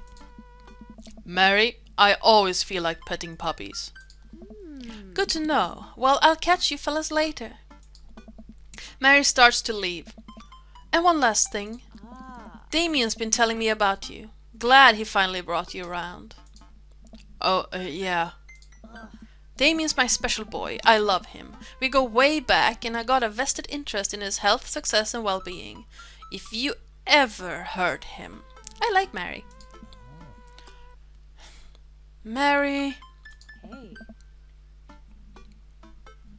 You can fill in the blanks. Oh. Yes, ma'am.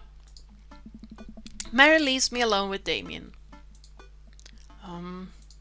So about the whole goth thing, I completely understand if you aren't interested in me anymore. What? Am I missing something here? I'm not a cool goth prince, I'm boring. I own 5 pairs of tennis shoes, I wear dumb glasses, don't you care? You look so nervous. Damien, do you really think I only like you because of all the goth stuff?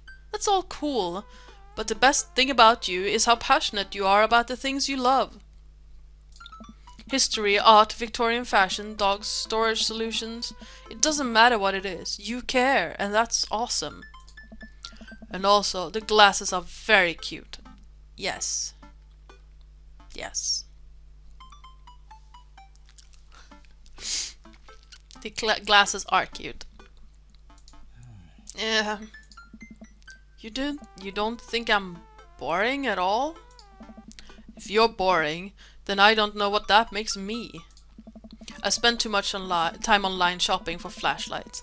I get excited to mow my lawn on Saturdays. I get cranky about commercials being too loud. I've even been thinking about making my own peanut butter. And maybe we can be boring together. He's such a precious little... Yeah!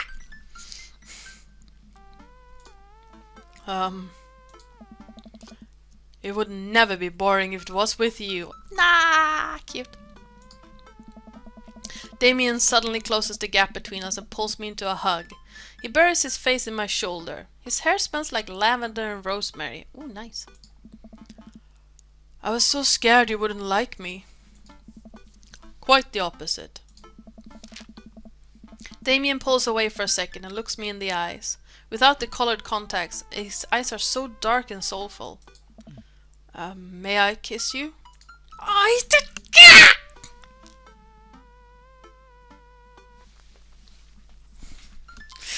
He's such a precious little bean.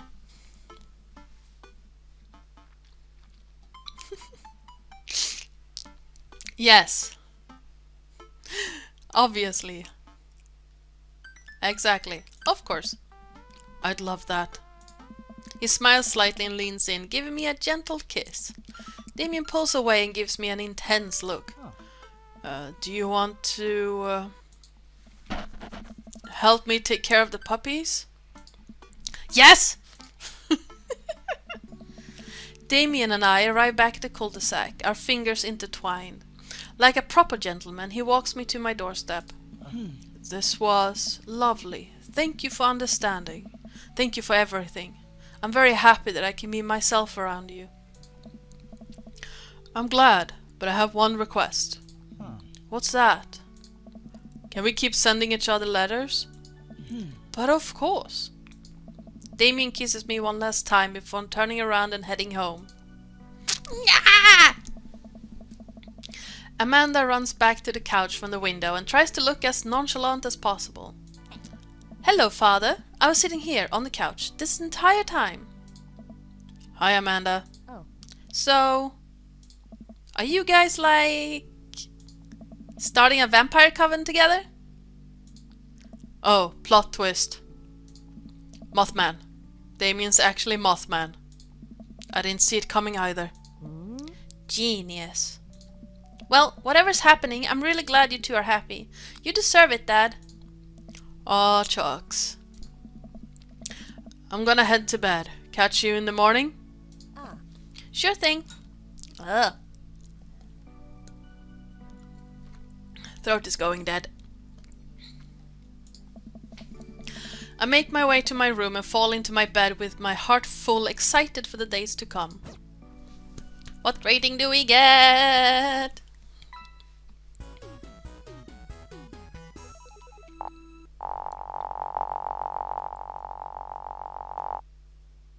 Yes! My dear friend, you've simply taken the egg on this one.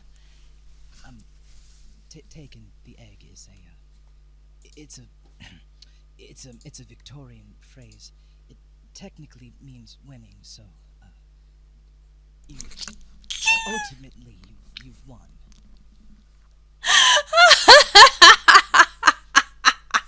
Okay, that's beautiful. I love that.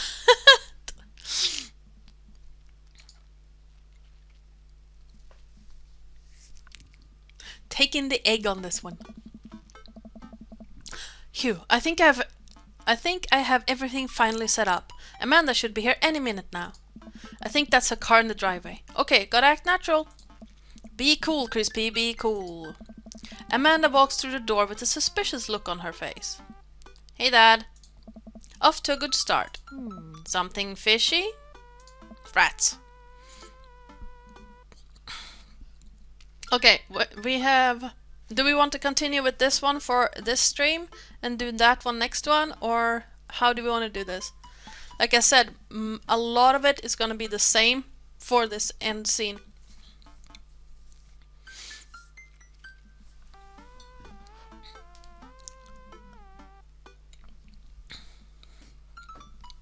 Okay, let's do the... Okay, let's go with the second one then. You ask too many questions.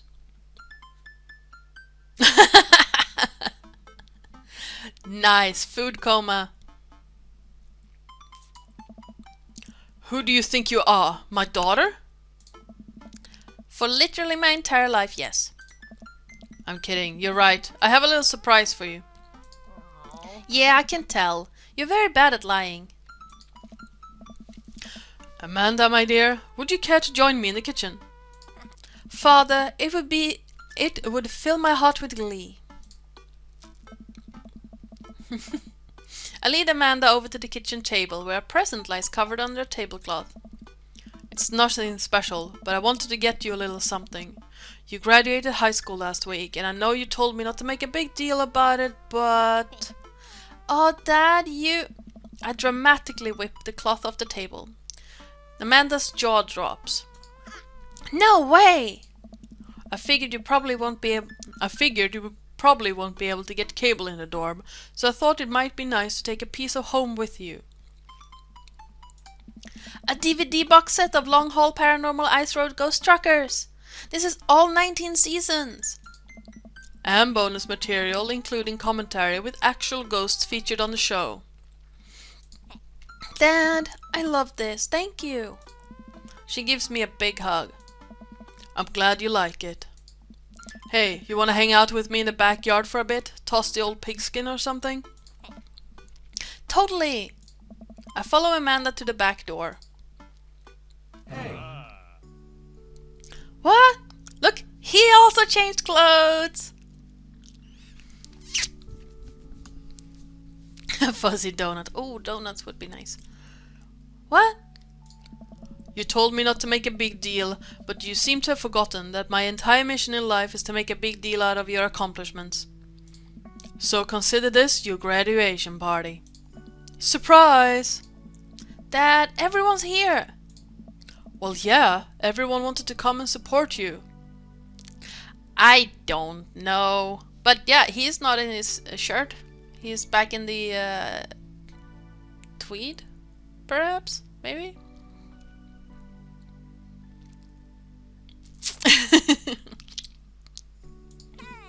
Is that a mac and cheese bar? Sure is. Fully customizable, down to the type of mac. Yeah, the name tag is a bit much. And there's an ice cream cake, the good kind with the crunches in the middle. I don't know what to say. Don't say anything. Just go and have fun with your pals, alright? I'm so proud of you, Amanda. Amanda smiles and runs to her friends. I should make the rounds and make sure everyone's having a good time. But first, mac and cheese. Crispy, my dude. Pablo, how's the shirt business going? My bud, I got men's shirt, I got women's shirts, I got tank tops in a variety of sizes, shapes and colors. Each one of them of fine quality, screen printed with the logo and visage of world-renowned witch house outfit Vacant Veil. Purchasable at most respectable retailers, but more specifically out of the trunk of my car. I'm also selling my mom's world-famous homemade apple butter. Never stop hustling, Pablo.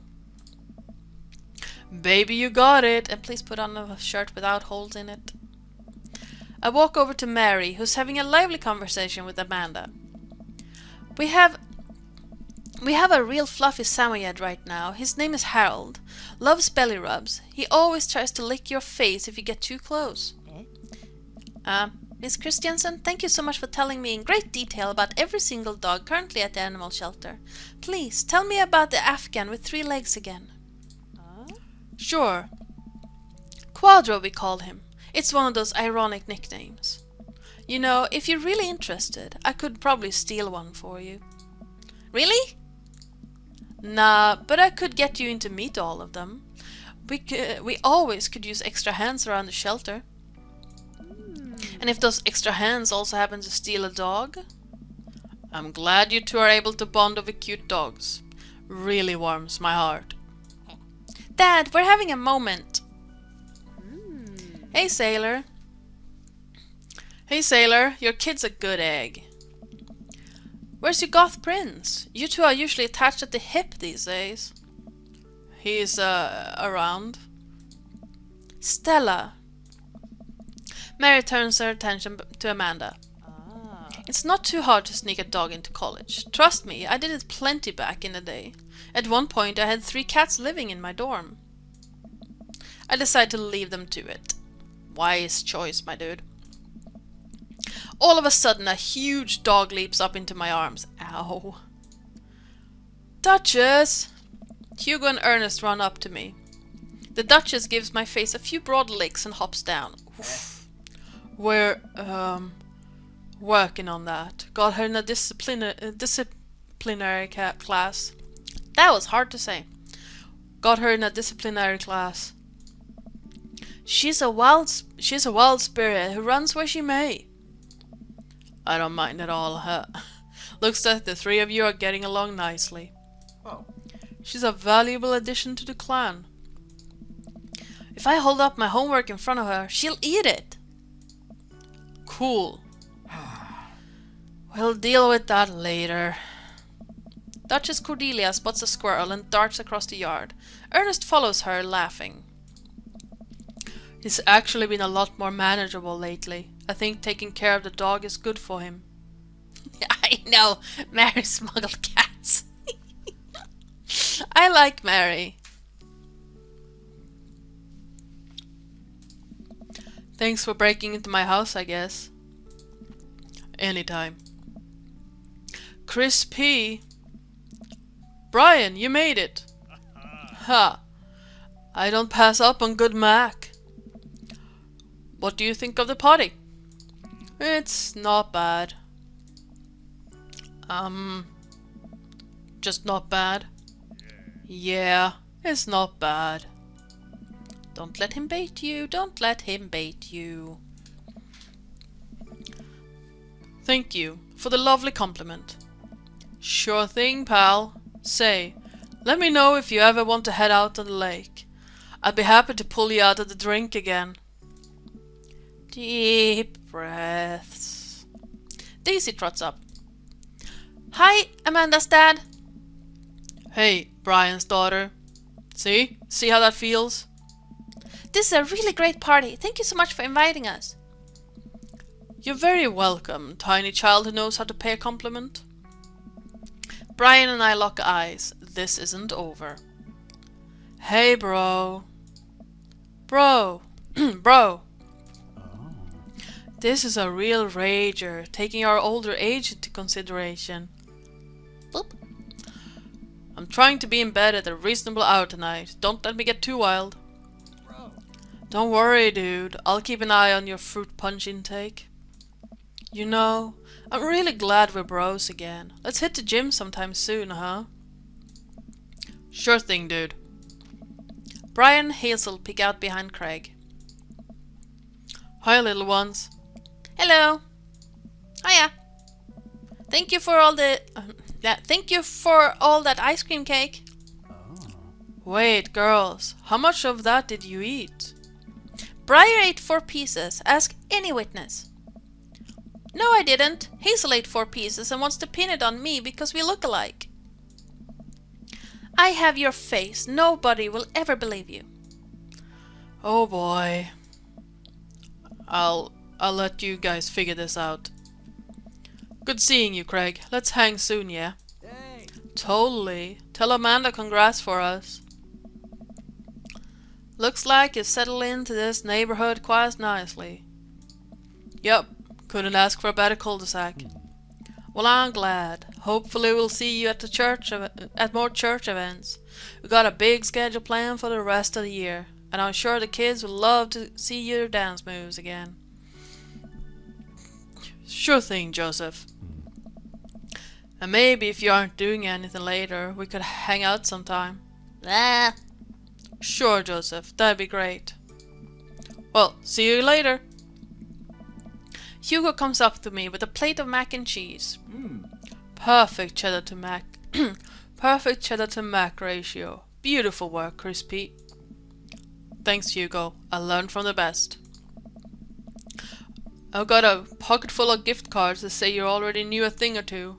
Let's get together for trivia night again sometime soon, huh? You know it. You know, I'm really pleased to see Amanda going to her dream school. I'm glad she turned it around for finals. Me too. That scholarship money will really help. Amanda walks by and pretends to not see Hugo. Amanda. Amanda, come say hi to your old teacher. Hey. Congratulations on graduating. I know you're gonna do great things at art school. Hi, yeah, thanks. Amanda starts to back away. Wait, I just realized that you're not my teacher anymore, so I don't have to be afraid of talking to you. You no longer hold power over me. You're right. Go forth, adult. I can no longer give you detention. Yeah, I'm gonna break anything I want, and there's nothing you can do about it. Are you still mad about that time I gave you detention for breaking my globe? Nope. Oh. And I'll have you know that the globe didn't even fit through the basketball hoop in the first place, so... she'll fit into college just fine.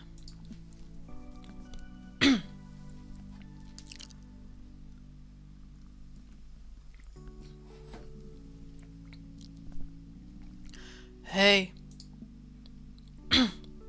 Hey.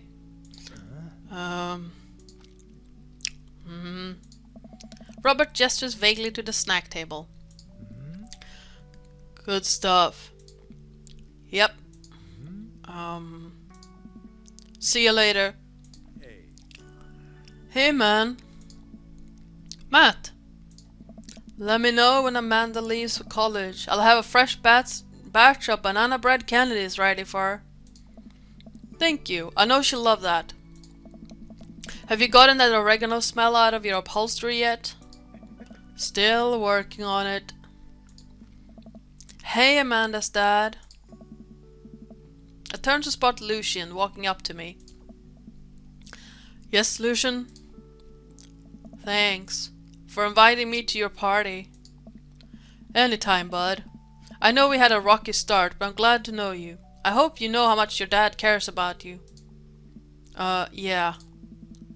My dad has a rough couple of years, and I know that it must not have been easy to raise me alone. He's kind of a weird guy, but I love him a lot, and it seems like you make him happy. Ah, cute. So, you're cool in my book. Ooh, we got Lucian's approval. Nice. Thank you, Lucian. That means a lot to me. Sure. And let me know if you want me to give you a stick and poke sometime. Also, I'm sorry about the oregano thing. Thanks for coming by, Lucian. See you around, Crispy. As the party starts to wind down, I take a seat on our back porch step. The sun is setting and everyone seems to have eaten their fill.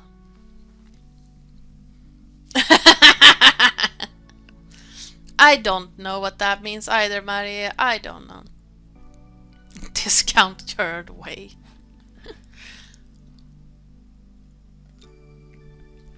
I'm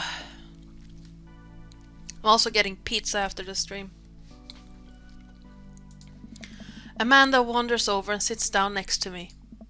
Kill a party, Pops. Okay, tattoo. What can I say? I was inspired. So, I also have something for you. For me? Why? Not to be completely genuine about my feelings for once or anything, but growing up wasn't easy, but it could have been a lot harder if it wasn't for you. Dad, you've been there for me through everything. There's been times in my life when you were my only friend. I was really scared of going to college and being so far away from you, but I realized that everything you've done for me has been to prepare me for this, and I'm ready. I wouldn't be who I am today without you. Don't cry, don't cry. I swear to God, Crispy, if you cry again. You're the best, Dad. I love you. And I'm crying. Anyway, that was enough emotional vulnerability for one day. Sorry about that. Present time! Amanda hands me a tiny wrapped package. I tear the wrapping off to find a framed picture of me and Amanda. It's us. Kinda shocking, all of our photo albums are just pictures of me, huh? I figured we need at least one together before I leave. Amanda, thank you. Watching you grow up has been the happiest experience of my life. You're such a talented, intelligent young woman, and I'm so excited to see what the future holds for you. Knock him dead, kid. Always do. Amanda and I share a hug. This is only the beginning, Pops. Plenty more memories for us down the road. Memories to make and stuff to break, right? Oh, I'm gonna break so much stuff. Intentionally and unintentionally. You're probably gonna have to pay for most of it. It would be my honor. Amanda hops up. Looks like someone's been waiting to talk to you. I glance over to the back of the yard where Damien is sitting on a bench beneath a cherry blossom tree. He smiles at me.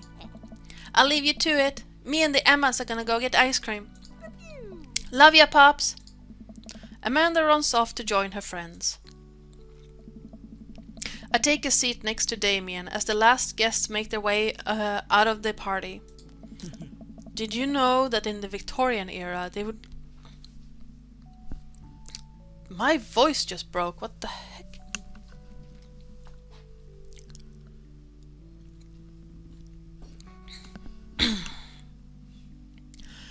Did you know that in the Victorian era they would call benches seaty boys? What? Really? Oh. I'm kidding, Crispy, but what if? I know I am. My voice is gone. Could be because I'm trying to push it down into a register that's not my own.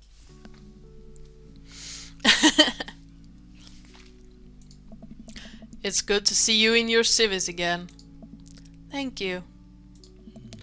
I had a revelation the other day, Crispy, and I think it was largely due to your continued influence upon me. There was a version of myself that might have been embarrassed to show you my true form, my information technology form. But what you said about me, about how my passion was what you truly admired, that emboldened me to feel like myself, regardless of how I choose to dress and act. I know, right? Like, lose the name tag and it would have been okay. Like, the colors really look good on him, but that name tag is just, hi, I'm at a convention.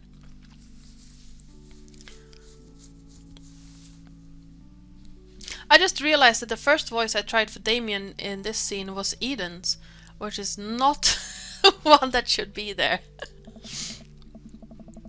Instead of separate entities, they are simply different facets of myself, a three-dimensional human being with his own thoughts, wants, and needs. I love dressing the way I do, but feeling constricted by what I thought was my own personal brand made me lose sight of why I did this in the first place, to make myself happy. That is very true.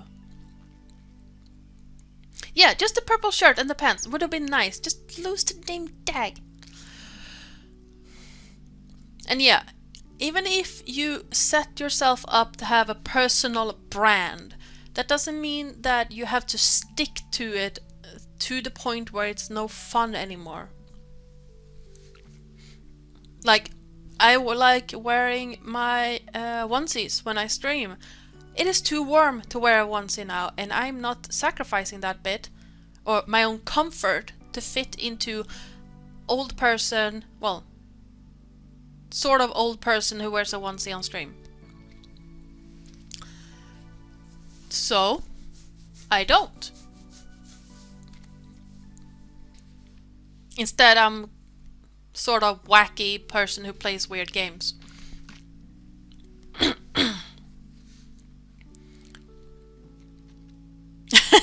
We know, Terrys. We know.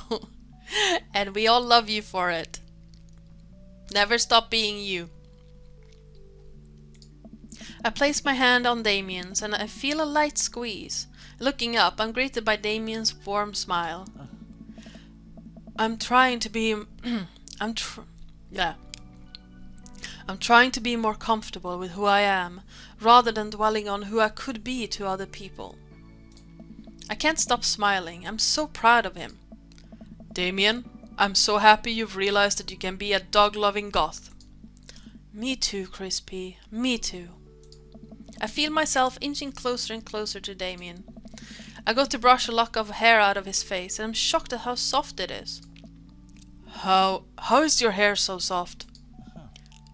Dog shampoo. I keep running my hands through his hair as he leans closer to me, placing a hand on the side of my face. He strokes my cheek with his thumb. You know, public displays of affection were considered scandalous in the Victorian era. Damien pulls me in for a kiss. But I think I can make an exception for you.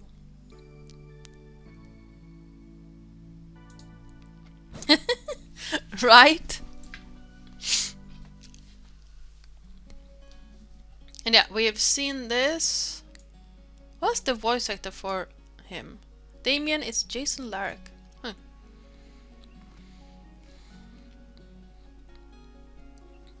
I never actually used special... like, I used my shampoo on the cat once, but he smelled like oranges for a week and was very upset about it. So now I just use water. You should never use soap on cats. Unless they're really, really, really dirty or covered in oil. Nice.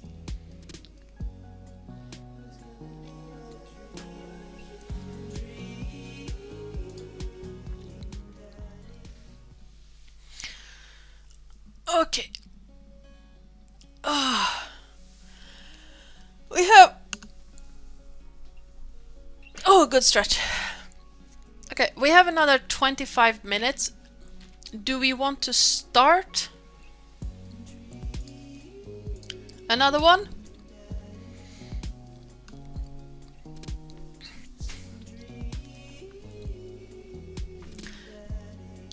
Because the next one would be Brian.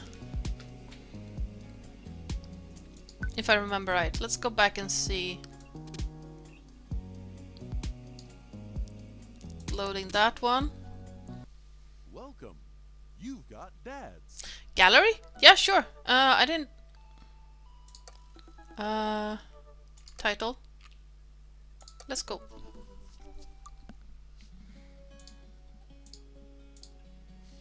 Oh, there's a gallery. Cool. There's...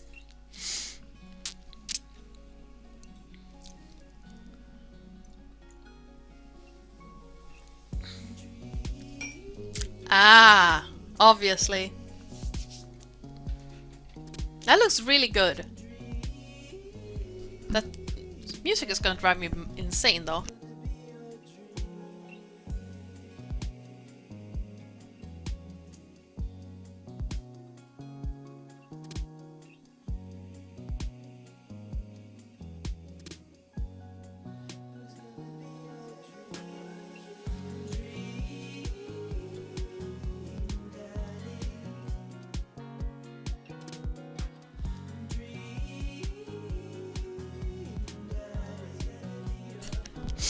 Totally.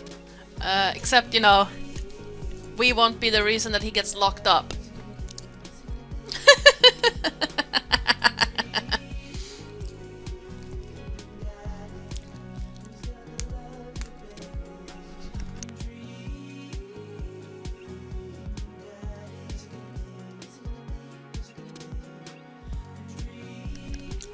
The other ones would be Robert. With the little puppy. Oh, he's whittling a puppy as well. I didn't see that before. He's actually whittling his puppy. That is so cute.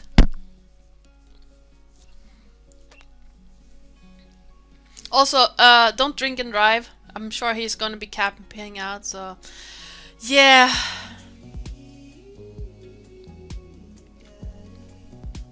That music is going to drive me insane. I love the detail in these photos. But puppy, that face is so cute. Cutie.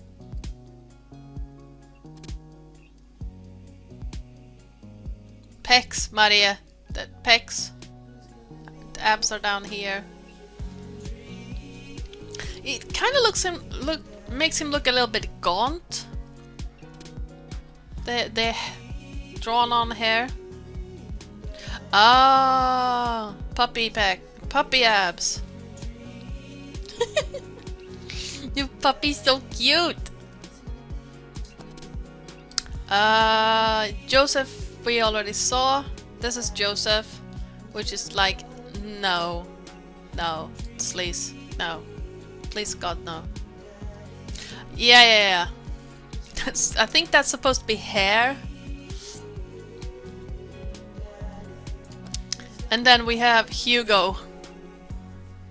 Where they actually managed to get the pecs right with the drawing here. And yeah, if you distract him, I'll grab the cheese board. Oh, that looks like dipping cheese running over there. Nice.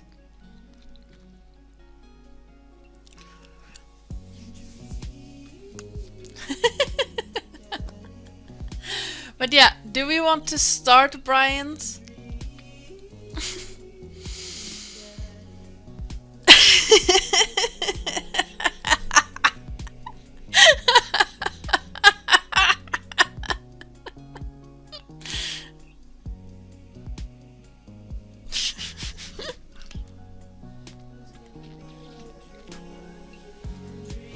Okay, before this song starts driving me insane, we are going here. Welcome. You've got dads. And we can decide if we want to start Brian's today or if we want to start it next time, because we have 20 minutes to go before the end of the stream.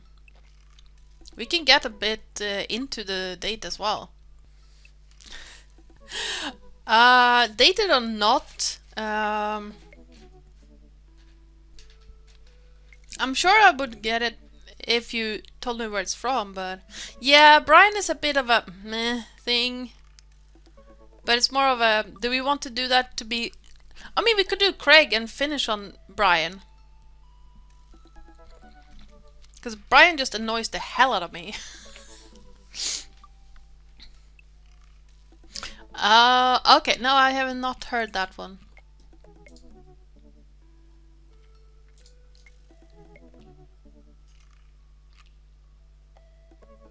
Okay, well then...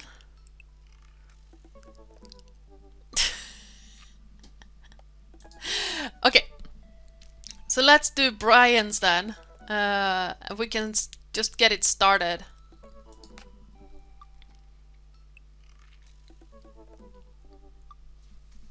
But then Matt or Craig are going to be the last one.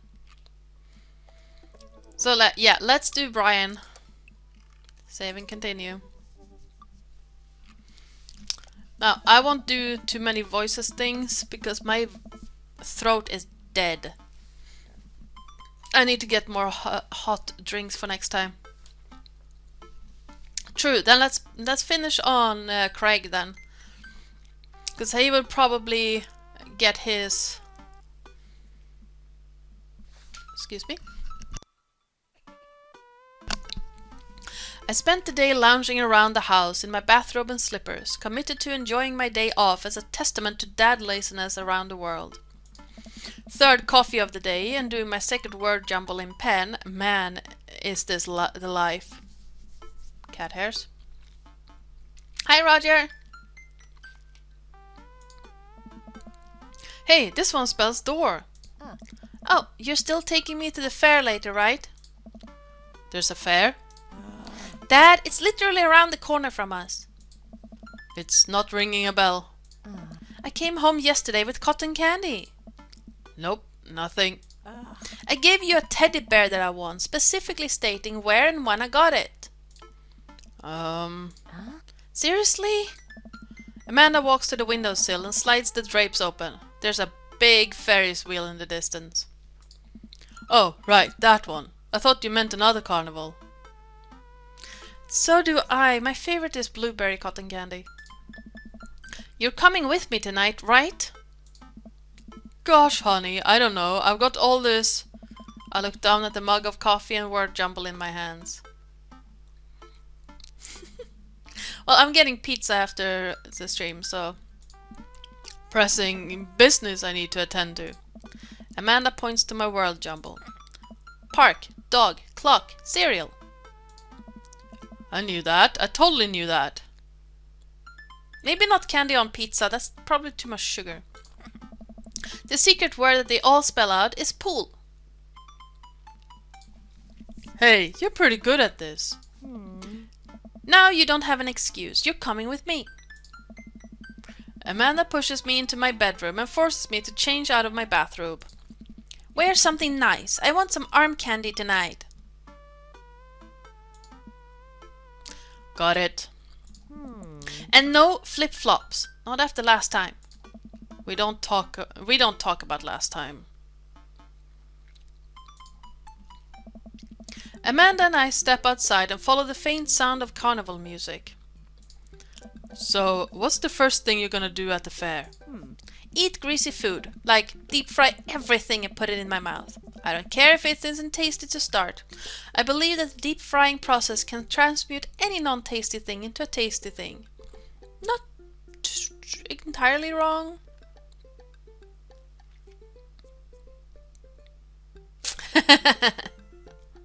Oh, okay, I've done that a couple of times, but only like going to the bathroom while at the summer cabin, and that hurts to do.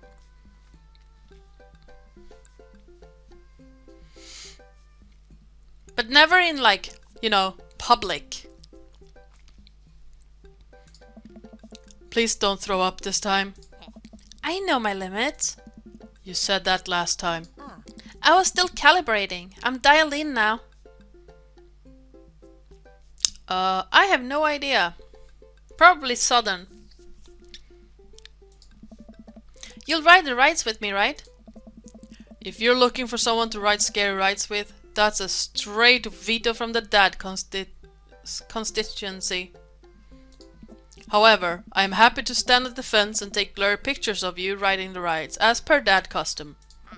Define scary rides. Anything that moves. Anything that spins for me. Well, you're no fun. Maybe I'll find someone at the carnival who'll go with me. Wouldn't that be a surprise? Yeah, maybe one of your friends from school will be there, like, who's that one with the eyebrows? You can fall asleep anywhere. I like...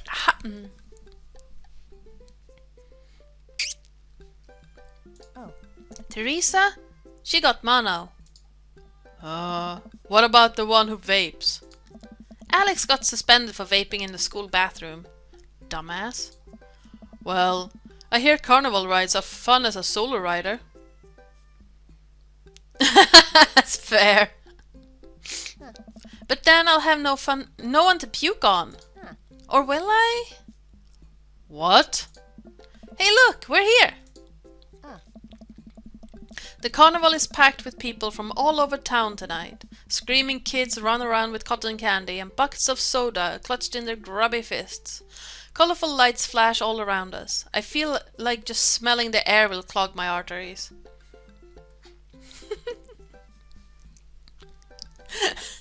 Forward motion, eating too much, cat falling asleep on your lap.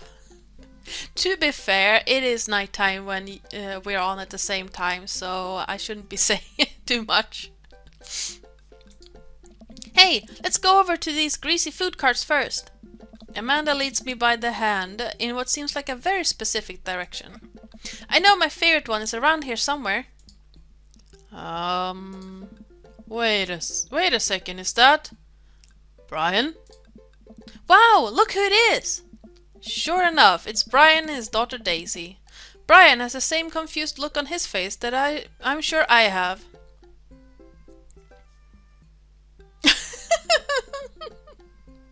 Why would you put chips on a hot dog?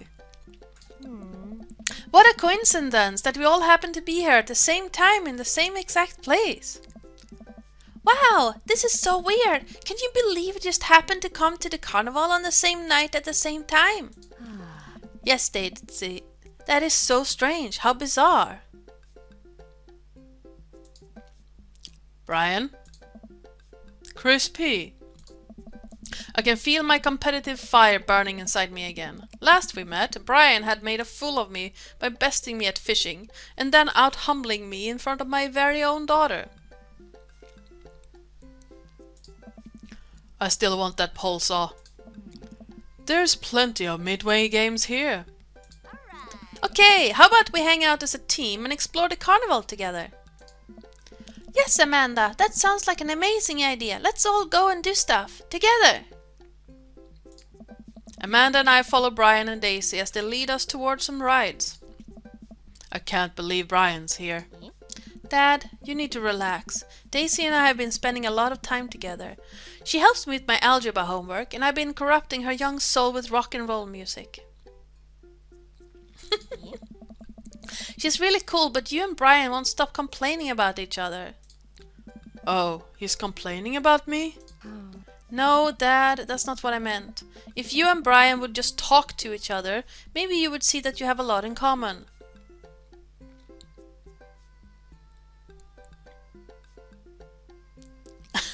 I know, right? It is beautifully disastrous.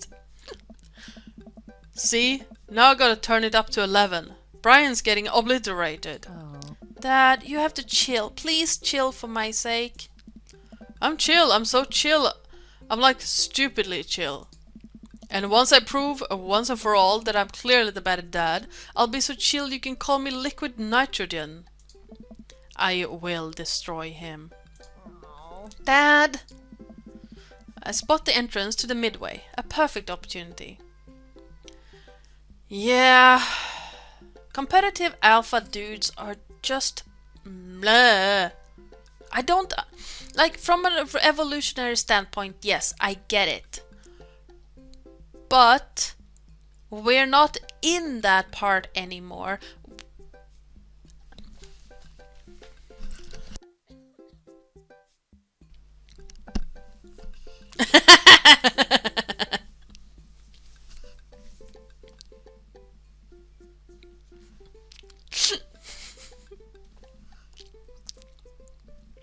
But like competitive alpha dudes who feel like they have to prove something to be cool. Like, I get wanting to compete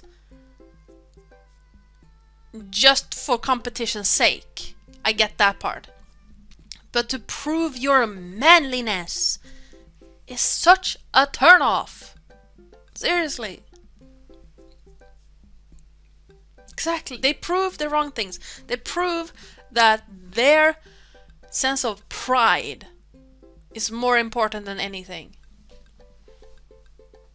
And that they're so insecure deep down that they have to prove that they are cool.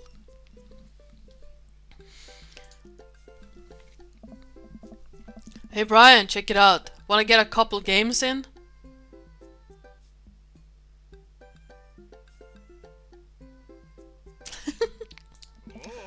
That sounds fun. Maybe a little friendly competition? No, we wanted to check out some clowns over there. Amanda, you're scared of clowns. Overruled. Fine, sure, let's play some games. But if you spend the whole night in there, I'm filing for emancipation.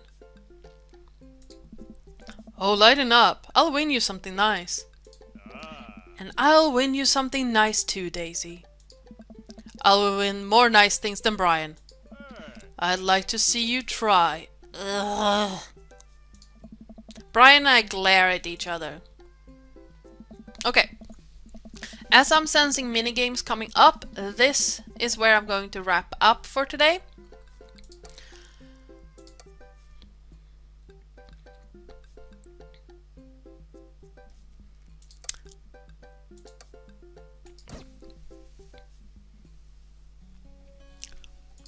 So, in case there are minigames coming up, we can do them next time.